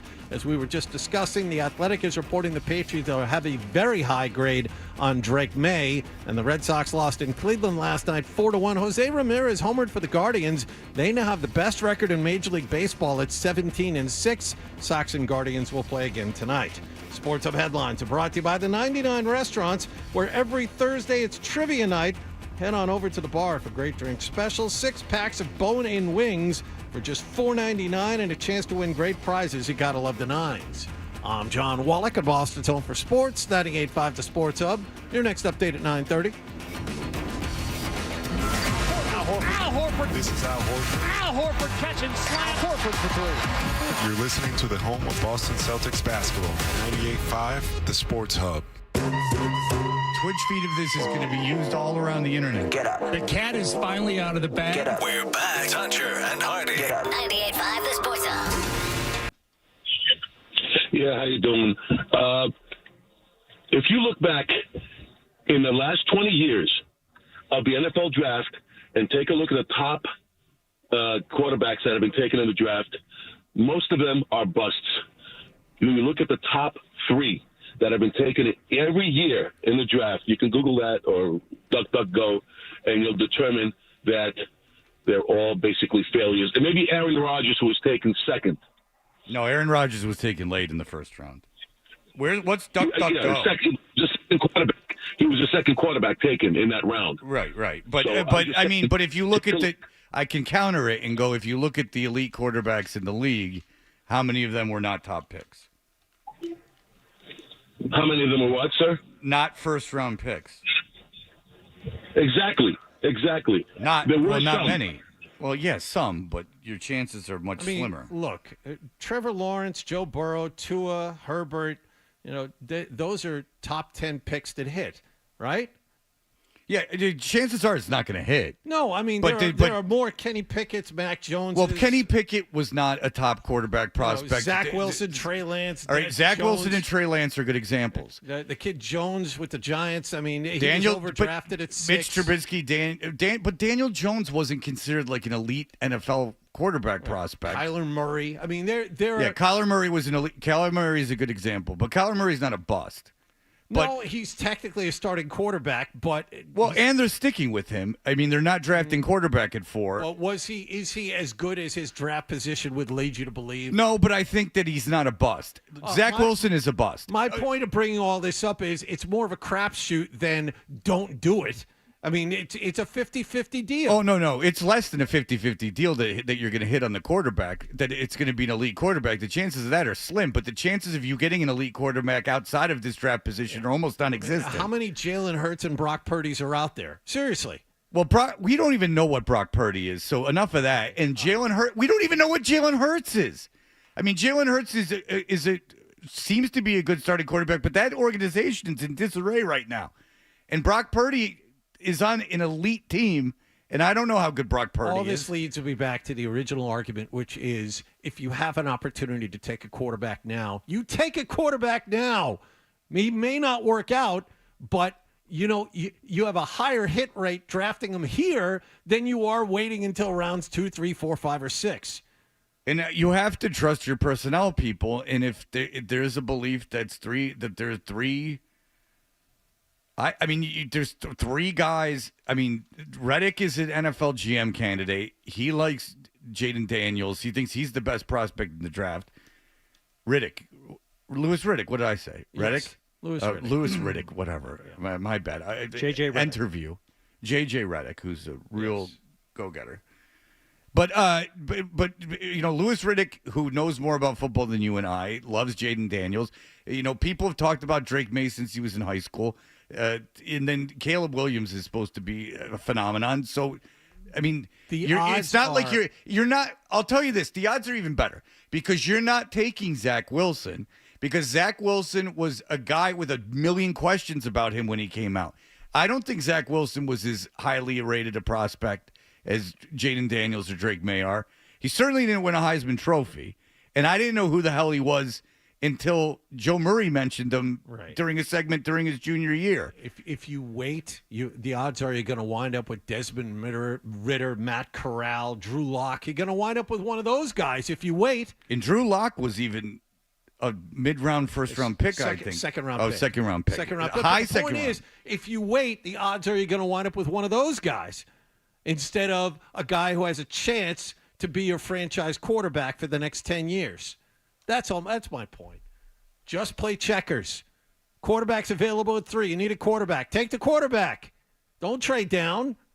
Well, the idea that they're going to trade down and then trade up again is ridiculous. Trade down, take the wide receiver and the tackle, and then wait till later to take the quarterback. Well, you could hit on that wide receiver and tackle and never be good. That's right. You could get a number one elite wide receiver and a number one elite left tackle and never win. Garrett Wilson. The Cowboys had the best left tackle in football for years and years, and they never won anything. The best receiver on Randy Moss played on a million teams that didn't win anything. I mean, it doesn't guarantee anything. You have the best quarterback, you're going to win. You have the best left tackle, doesn't mean you're going to win. The Jets drafted the rookie offensive player of the year and the defensive rookie player of the year in the same draft. In the same draft, they hit two high number ones at two very important positions, corner and corner and edge rusher on defense, and it goes quarterback, tackle, wide receiver on offense. Yep. And they hit on two of those, and they still blow, and they're relying on a lunatic 41-year-old, and they've given him the keys to the franchise, and they have an incompetent buffoon as their offensive coordinator. And it's all going to fall. Best case scenario is they sneak into the playoffs this year and then it's all over. That's right. He leaves and you start from scratch again. And then you go, well, Fred, they drafted Zach Wilson second. But yeah, I mean, they did. And then it didn't work. What should they have done? In that draft, who else was around? So say they got an elite edge rusher. So then they still don't win anything because they don't have a quarterback.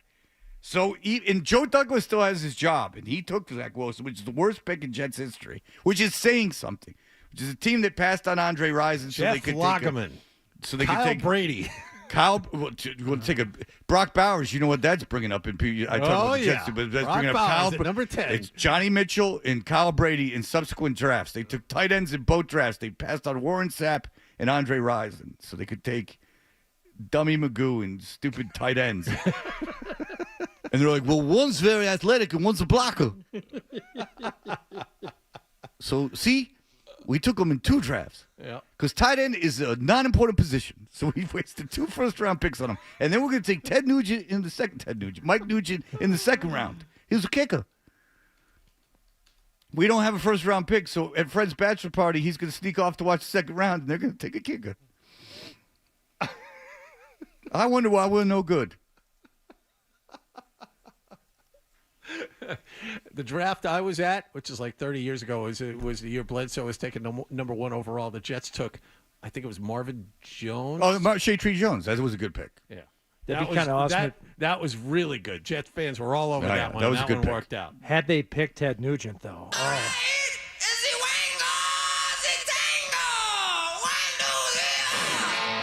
Wouldn't it be fun if we could just take calls one show? and then you just took calls, and then they sparked discussion, and then that's all. That's what your show is for the day. You don't have to break boards or do anything or make production. You just sit around and take calls and then react to the calls. That just killed the whole break. So it was not even a good call.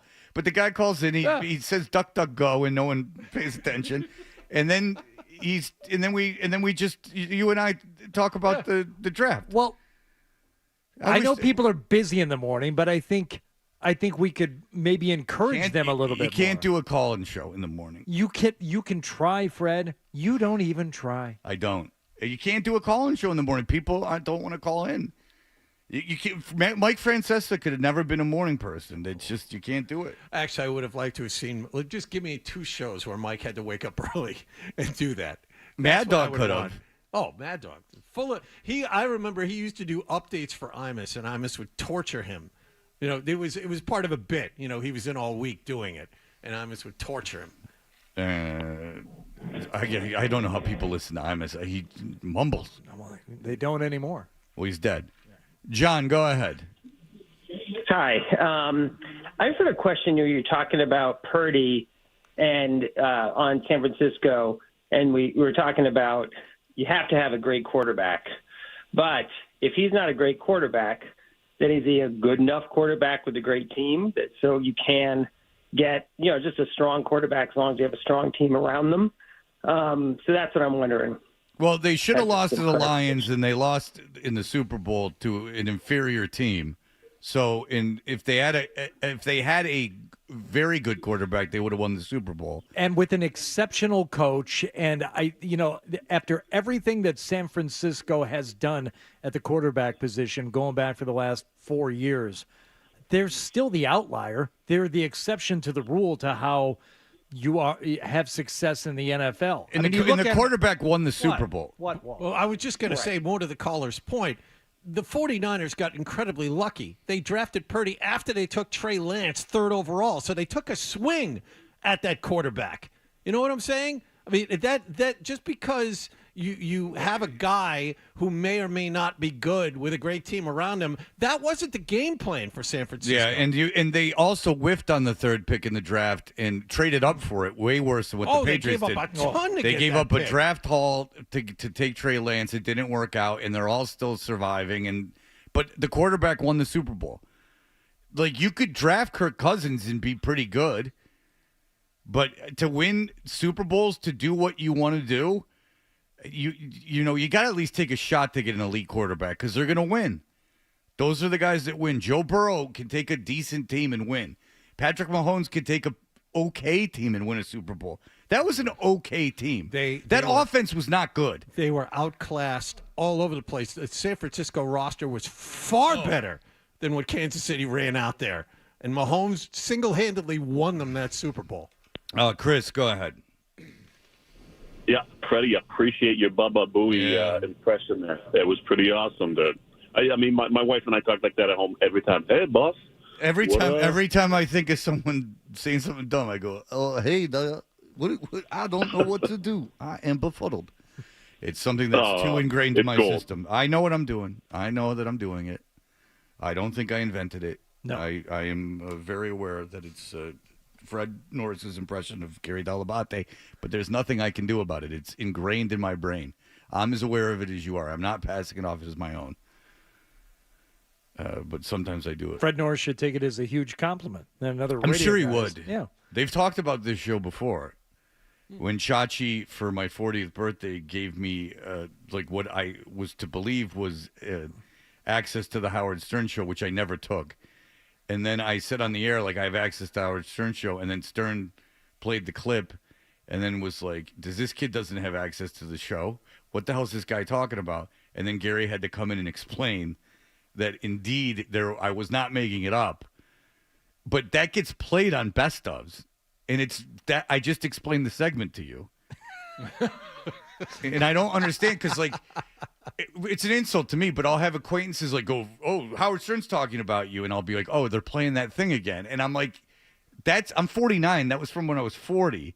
and it plays a lot. So you never went to New York to go? No, to the well, I didn't want to anymore because I felt bad about it. I felt awkward about it. He psyched himself out of it. I remember that. Yeah, because like the idea was that I was going to go to the Stern, because Stern's a great influence to me. Obviously, I never got to listen to him in real time, but I do enjoy especially when he had Jackie and Billy West. But so there was this thing that, and I think that my wife had helped arrange it with Chachi, and Chachi has a relationship with Gary Delbate from the time at BCN, and that I was going to I would have gone to New York and like hung out. But then once Stern talked about it, I was like, okay, well, I don't want to like go hang out at the after show. I work in radio for a living. Like the idea would be to like. You didn't even want to show your face in there after he essentially goes on the air and says he's not coming in here. I don't want this. He wasn't even being mean. That's the thing. Is it like he wasn't being like? That's why I don't get why they're replaying it. Like they're not even making fun of me. Like Howard's like, what is this guy talking about? Like he seems like I think he even says he seems like a nice guy. Like what is he talking about? Like this isn't going to happen. And that goes on for a couple minutes, and then Gary comes on and goes, "Oh, I know what he's talking about. Like I'm talking to this guy Chachi in Boston, and he's okay." Yeah. And so like he kind of clears it up, and then Howard's like, I don't have it memorized, but he's like, I don't want him to come in. Like I don't want him like in studio. And that's not even like a Howard thing. I don't know one radio person who wants someone to come in and like Phil Henry. I got to when I broadcast one year from the Grammys. Phil Henry invited us into the studio, so I saw. Phil Henry and he wanted and liked people visiting while he was working. Yes, he thought he got a kick out of people seeing how he did it. Okay, well, and Phil Henry might be the most talented radio person I've ever heard. The most original radio person, yeah, certainly. He was. Phil Henry would play a caller and himself, so he would have characters that were callers, and it sounds dumb, but it was great. And then he would take real calls on the air to fight with him, who was pretending to be a caller. And it was this huge operation because his phone screeners had to be awesome because no one could break. They had to be certain that the people didn't know it was Phil Henry. Right. So most of the audience knew it was Phil Henry. That's why it was funny. But the callers conceivably didn't know it was Phil Henry. So he had two screeners, and he was real mean to them. But he had to be because he needed them on point. Yeah. So it was this bare bones operation, and Phil Henry would take the phone, and he had this dance, and he would move levers around and then take the phone and cover it up, and he would do all this stuff, and it was great to watch. But he wanted us. And it was on at night, and he didn't care. People were convinced, too. It's like, no, that's edited. I hear him talking over himself, and he never did. He would just cut himself off the phone and then go live on the mic like instantaneously. Yeah, and he was riding levels, and he had a handheld phone in his hand, and he was putting the phone up to his ear. It was something to see. It was actually probably more interesting than seeing Stern, but Stern's kind of the guy that if I saw him, I'd be like, ooh. Like, like a Michael Jordan thing. Like, I'd be like, ooh. Like, if you saw Tom Cruise, like, he's such an icon now, I would be like, oh, my goodness. I'd be like, now I don't pay for the show. I don't have access to the Howard Stern show. I don't pay for it. It's of no interest to me now, but it was for many, many years. Well, how do you listen to me on the weekends if you don't have access to the I have satellite radio. I don't pay for the... Stern is extra? Yep. Oh. Yeah. How would you know? You're an employee. Again, he's the guy, Midwestern Guilt. He's got 10 jobs. Yep. For no reason, Why don't you have the Midwestern Guild? You and I grew up 20 minutes away from each other. Because there's all that the other job would do would be more taxes. You could deal with a little Midwestern Guild. I've achieved a very fine career. I think I've played I don't know this if out. you've earned it, though. That's the problem. I think I've played this out fairly well. Yeah, you're doing. It could have gone different. Are you teasing him for his personality? He doesn't have enough guilt built in? Work ethic is what I'm teasing. When it was financially viable, I went and did the TV at night, but then it became ridiculous to go do the TV at night. It wasn't even paying for the gas. It was the traffic that killed him. It wasn't even paying for the gas. It was like $120 to go out to Burlington at 5 o'clock at night and spend 2 hours out there. No. Route 3's a bitch. That's true. That's difficult. Well, Route 3, how about 128? Hey, I'm playing your game. Well done. I'm very proud of you. Good for you. All right. We're very late. Scott, go ahead. Hello? Yeah. Oh, Hello? Yeah, my name's not Scott, but that's okay. I'm Jason, but that's fine. Well, it's an easy mistake to make. No, yeah, sure. No, I just like to disagree with your assessment, but you said the 49ers were a better team. I think Chris Jones and the defense of the Chiefs were vastly underrated. Yes. And if you watch that game, the defense was all over the 40. Oh, they were all. They had a better defense than they did an offense, but I think that's a credit to Mahomes.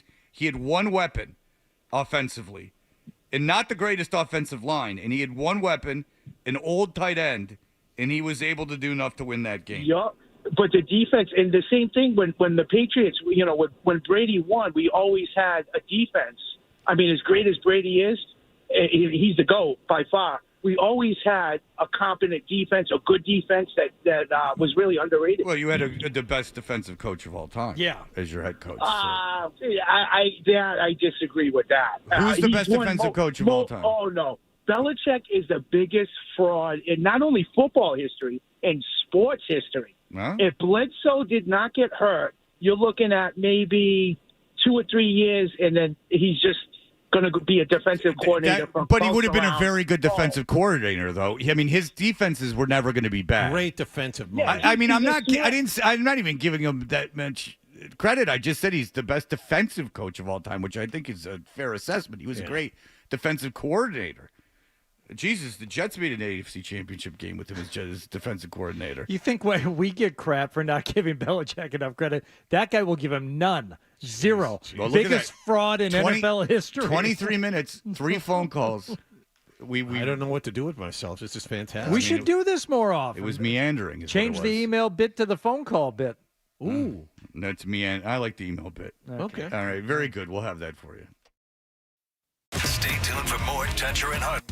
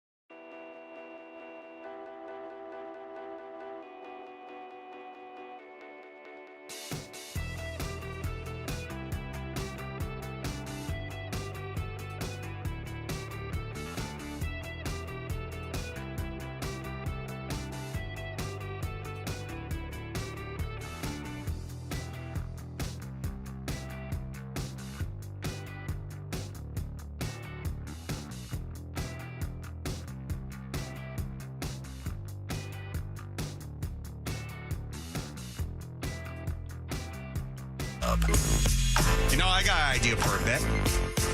The email bit. We should do the email bit. It's a great idea. Let's do the email bit.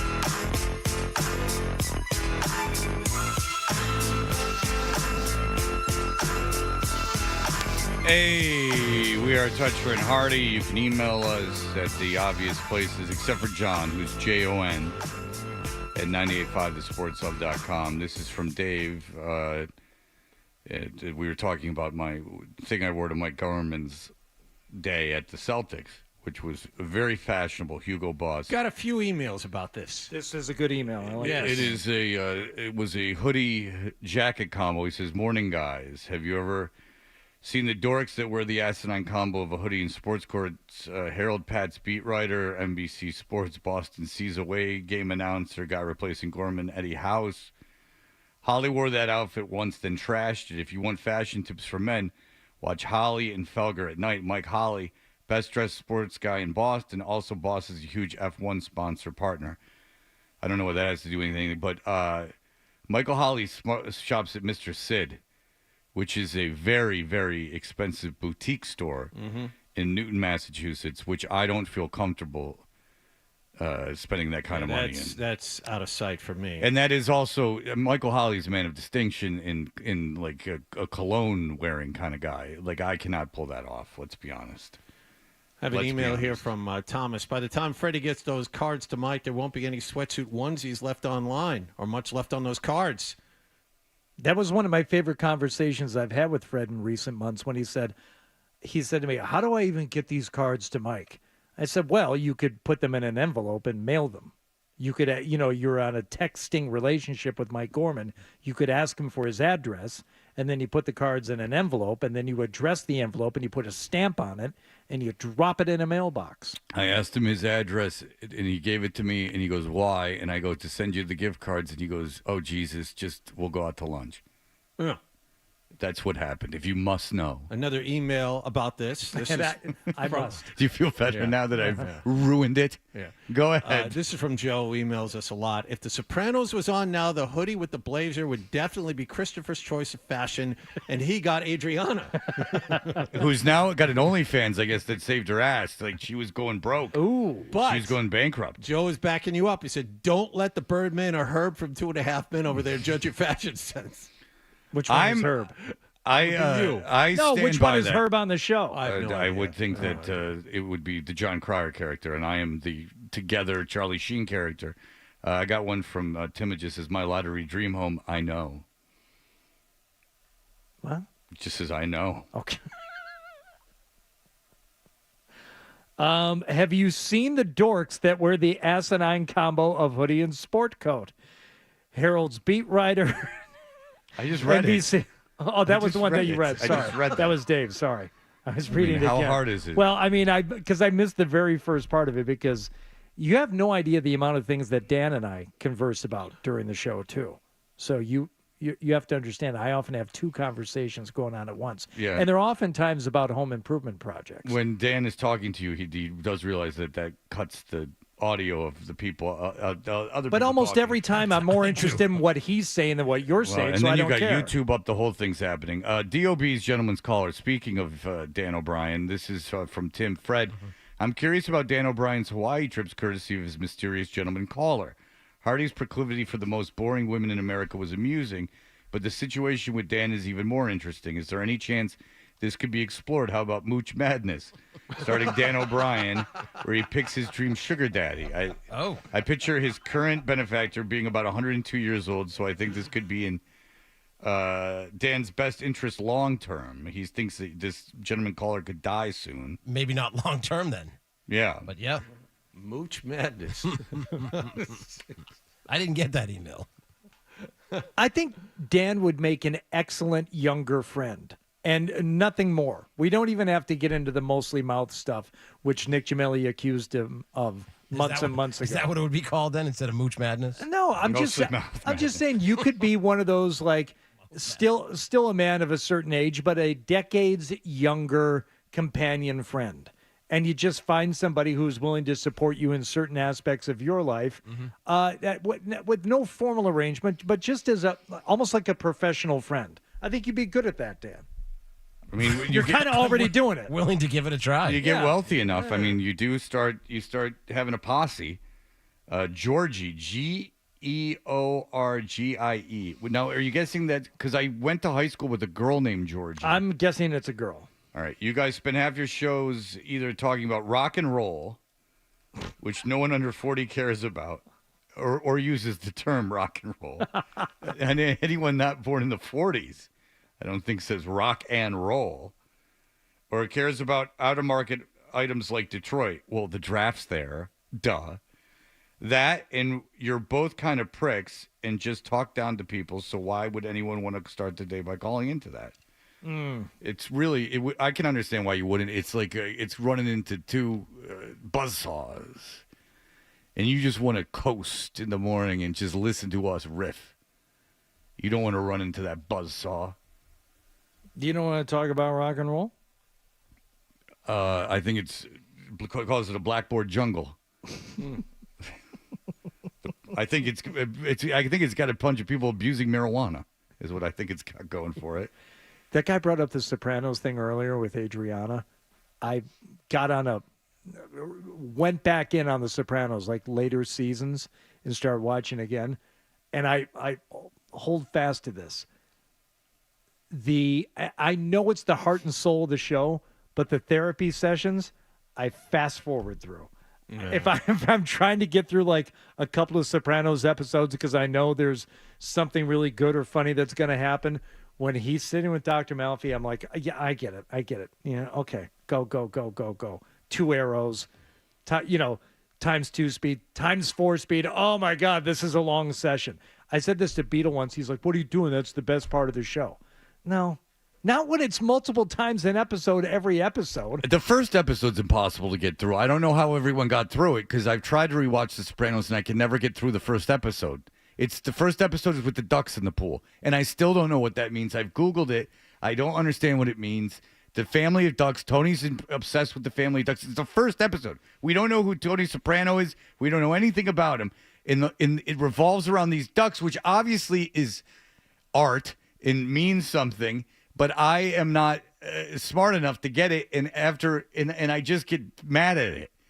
And I'm just like, who cares? And then you get immersed in the world because back then we had more patience. Even back when The Sopranos ran, I don't know if The Sopranos could be successful again because I don't think that anyone, myself included, has the patience. An hour-long show once a week. It's not just the hour-long. It was the fact that you had to wait almost 2 years in between the end of one season and the start of the next one. And the slow burn that was required to watch it. Like Breaking Bad, they had bottle episodes and stuff. Like something happened in every episode. Like the amount of attention required for The Sopranos, I just don't know as a culture if we could do that anymore. There's just so much. There's so many good shows on now that seem like 1 hour length movies, and they're all available at once, and you can binge them over a weekend if you want to. I think it was the novelty of The Sopranos. It was so well written, and the cast was so good. But nothing like that had been on TV before that I can relate to. I don't think HBO was like that, whatever they call it. Like I don't think that they were making shows that were considered, far and away the best. Like I don't think HBO at the time was just synonymous with these like great shows like it is now with the first season of True Detective and this and that and The Wire and everything else. I just think that at the time it was the first one. So there you go. There is your email segment. Thank you for all your emails, even the ones from Georgie that were just downright mean. What's the best show on TV right now? Best current show. Still has new episodes.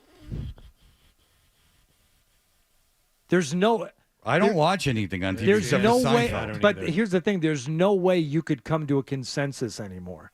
Maybe a few years ago you could get a good percentage of people to say Game of Thrones, which I never watched one episode of. I stopped as soon as they cut the guy's balls off, and he didn't. I watched go now every episode. You're correct. Like what's the best show on TV? There's no way you're going to get any one show that's going to get more than 5% of the vote in a national poll because there's true. So much stuff on. I mean, that still makes new episodes. I don't even know because I watched Dave, and that stopped. It's Always Sunny in Philadelphia barely comes on. You know what might win in a national poll is Yellowstone, which is a joke because that show turned to such crap to the point where I think it's unwatchable. That's throwing in the towel. That's just getting an AARP card. Like, watching Yellowstone is just going like, like 20 years ago, 30 years ago, I'd be watching Murder, She Wrote. No, first season of Yellowstone is really good. I'm sure Murder, She Wrote was really good, too. Like, it's Matlock for us. Seriously, it's like if you're watching. Do you even understand that she wrote murder novels, but she also solved murders? All I needed was the 5 minutes of Angela Lansbury, and then I was asleep. Oh, and it was a crossover episode with the hunk Tom Selleck and Magnum P.I. So then it would be you and your partner both taking care of business. Damn You right. might make love that night. Yes. My daughter told me yesterday when she grew up, she wanted to have a mansion and have 2 Dobermans called Zeus and something else. Apollo. Well, no, she said like Zeus and Thunder or something. I said, well, number one, it's been done. And number 2, you might as well go full Magnum and call them Zeus and Apollo. She's like, what? Like, never mind. What is that, his dogs? And No, it's Magnum Higgins' dogs Yeah. in Magnum P.I. Yes. Did Tom Selleck live in Higgins' house? Yes. Okay. Lived in the guest house. And Higgins turned out to be Robin Masters. Spoiler alert. Yep, I I've guess ruined I'll it. have to I've ruined binge it for that this everybody. weekend. No. Hey, Nice going. You and your buddies from Nam can get a business going. You just need a helicopter and a Ferrari. Yep. All right. We'll be back in just a moment. We will have the stack, and then we'll get out of here.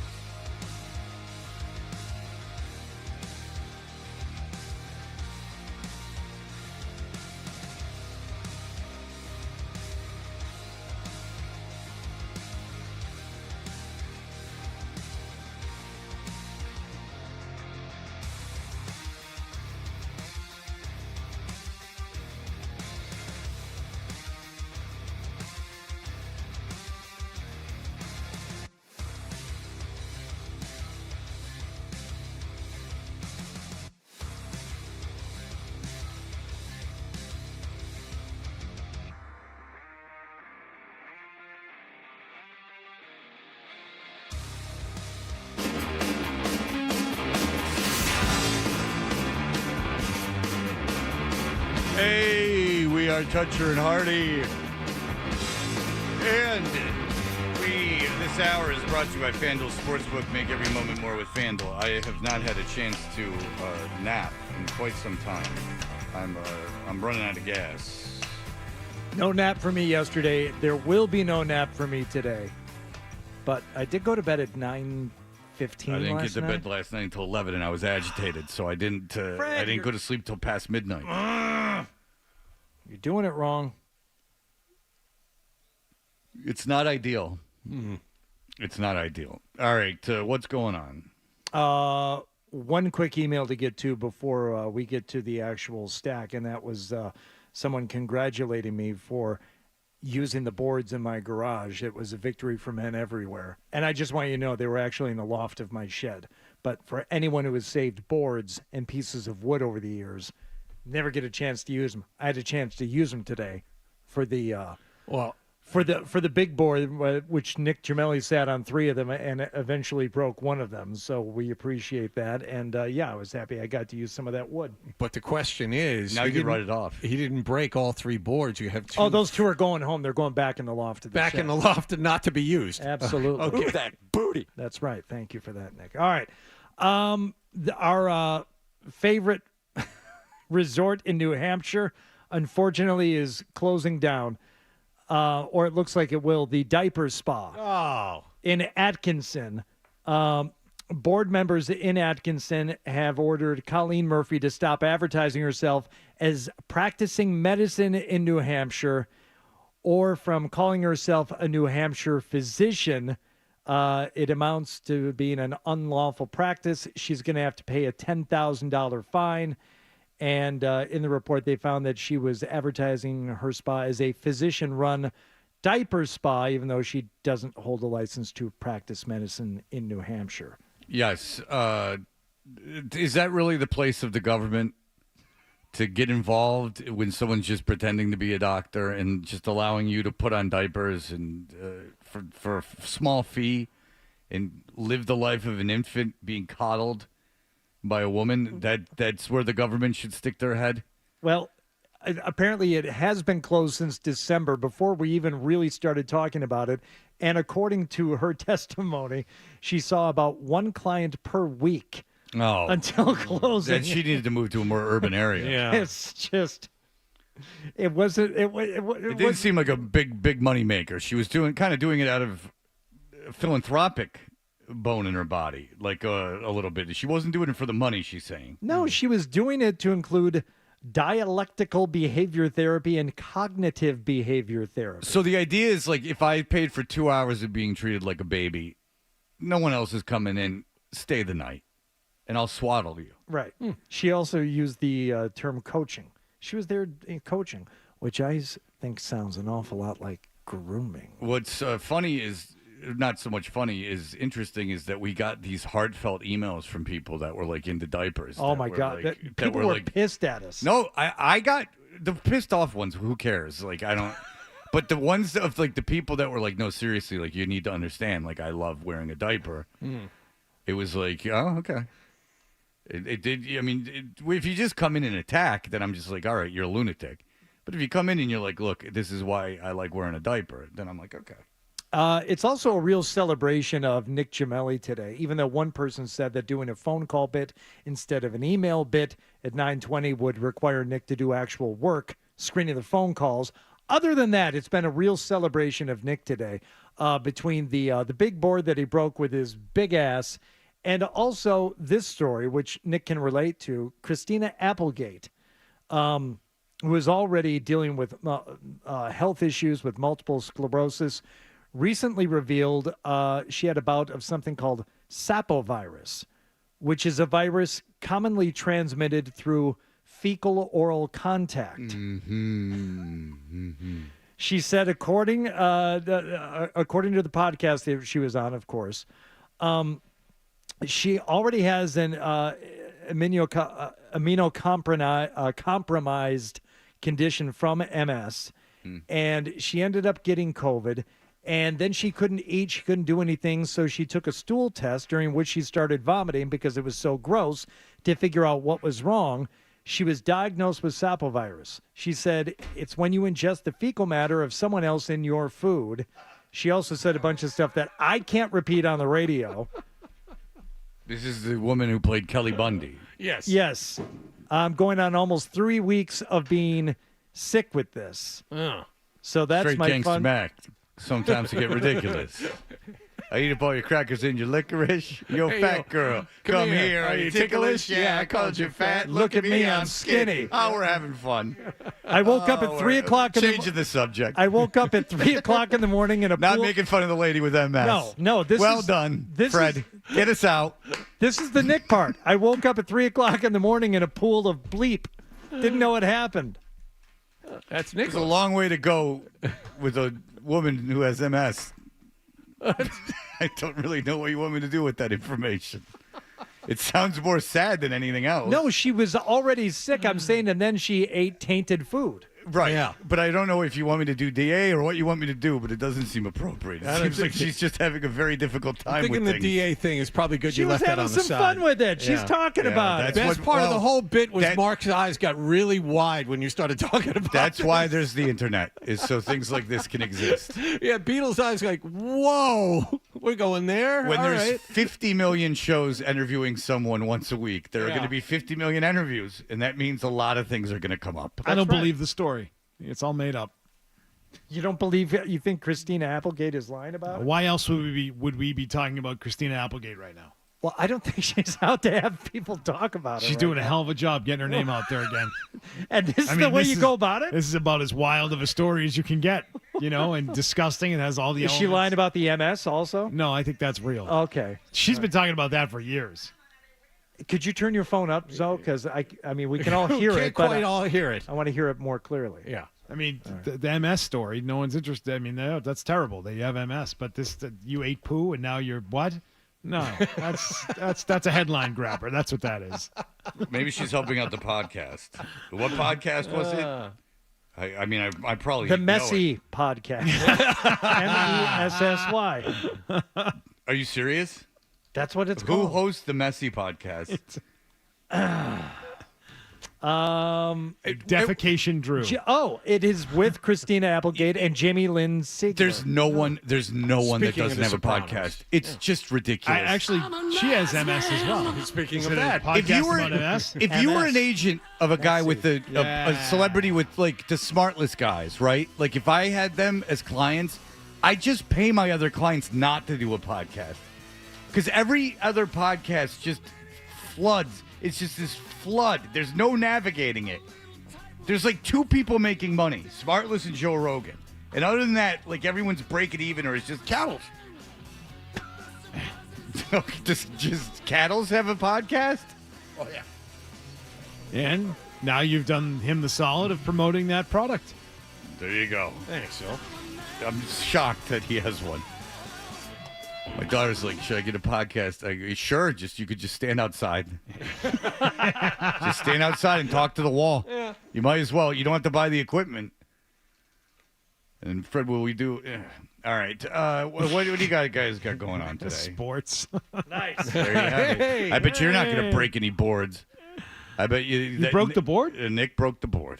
Not this board. Nick sat on a board. Sat on and that broke one and it. broke it. That's who they're picking. That's how we decided that Jaden Daniels. We would come to figured the since Patriots. Felger and Maz have such great success with the stupid throwing the marker bit, we could do something dumber. Our own big board. So he had Nick's fat ass sit on boards until one broke. They're right behind you, And- so which that's- required more one effort. there. That makes it better. Yeah. All right, that'll do it for us. Everyone have a great day. Bye.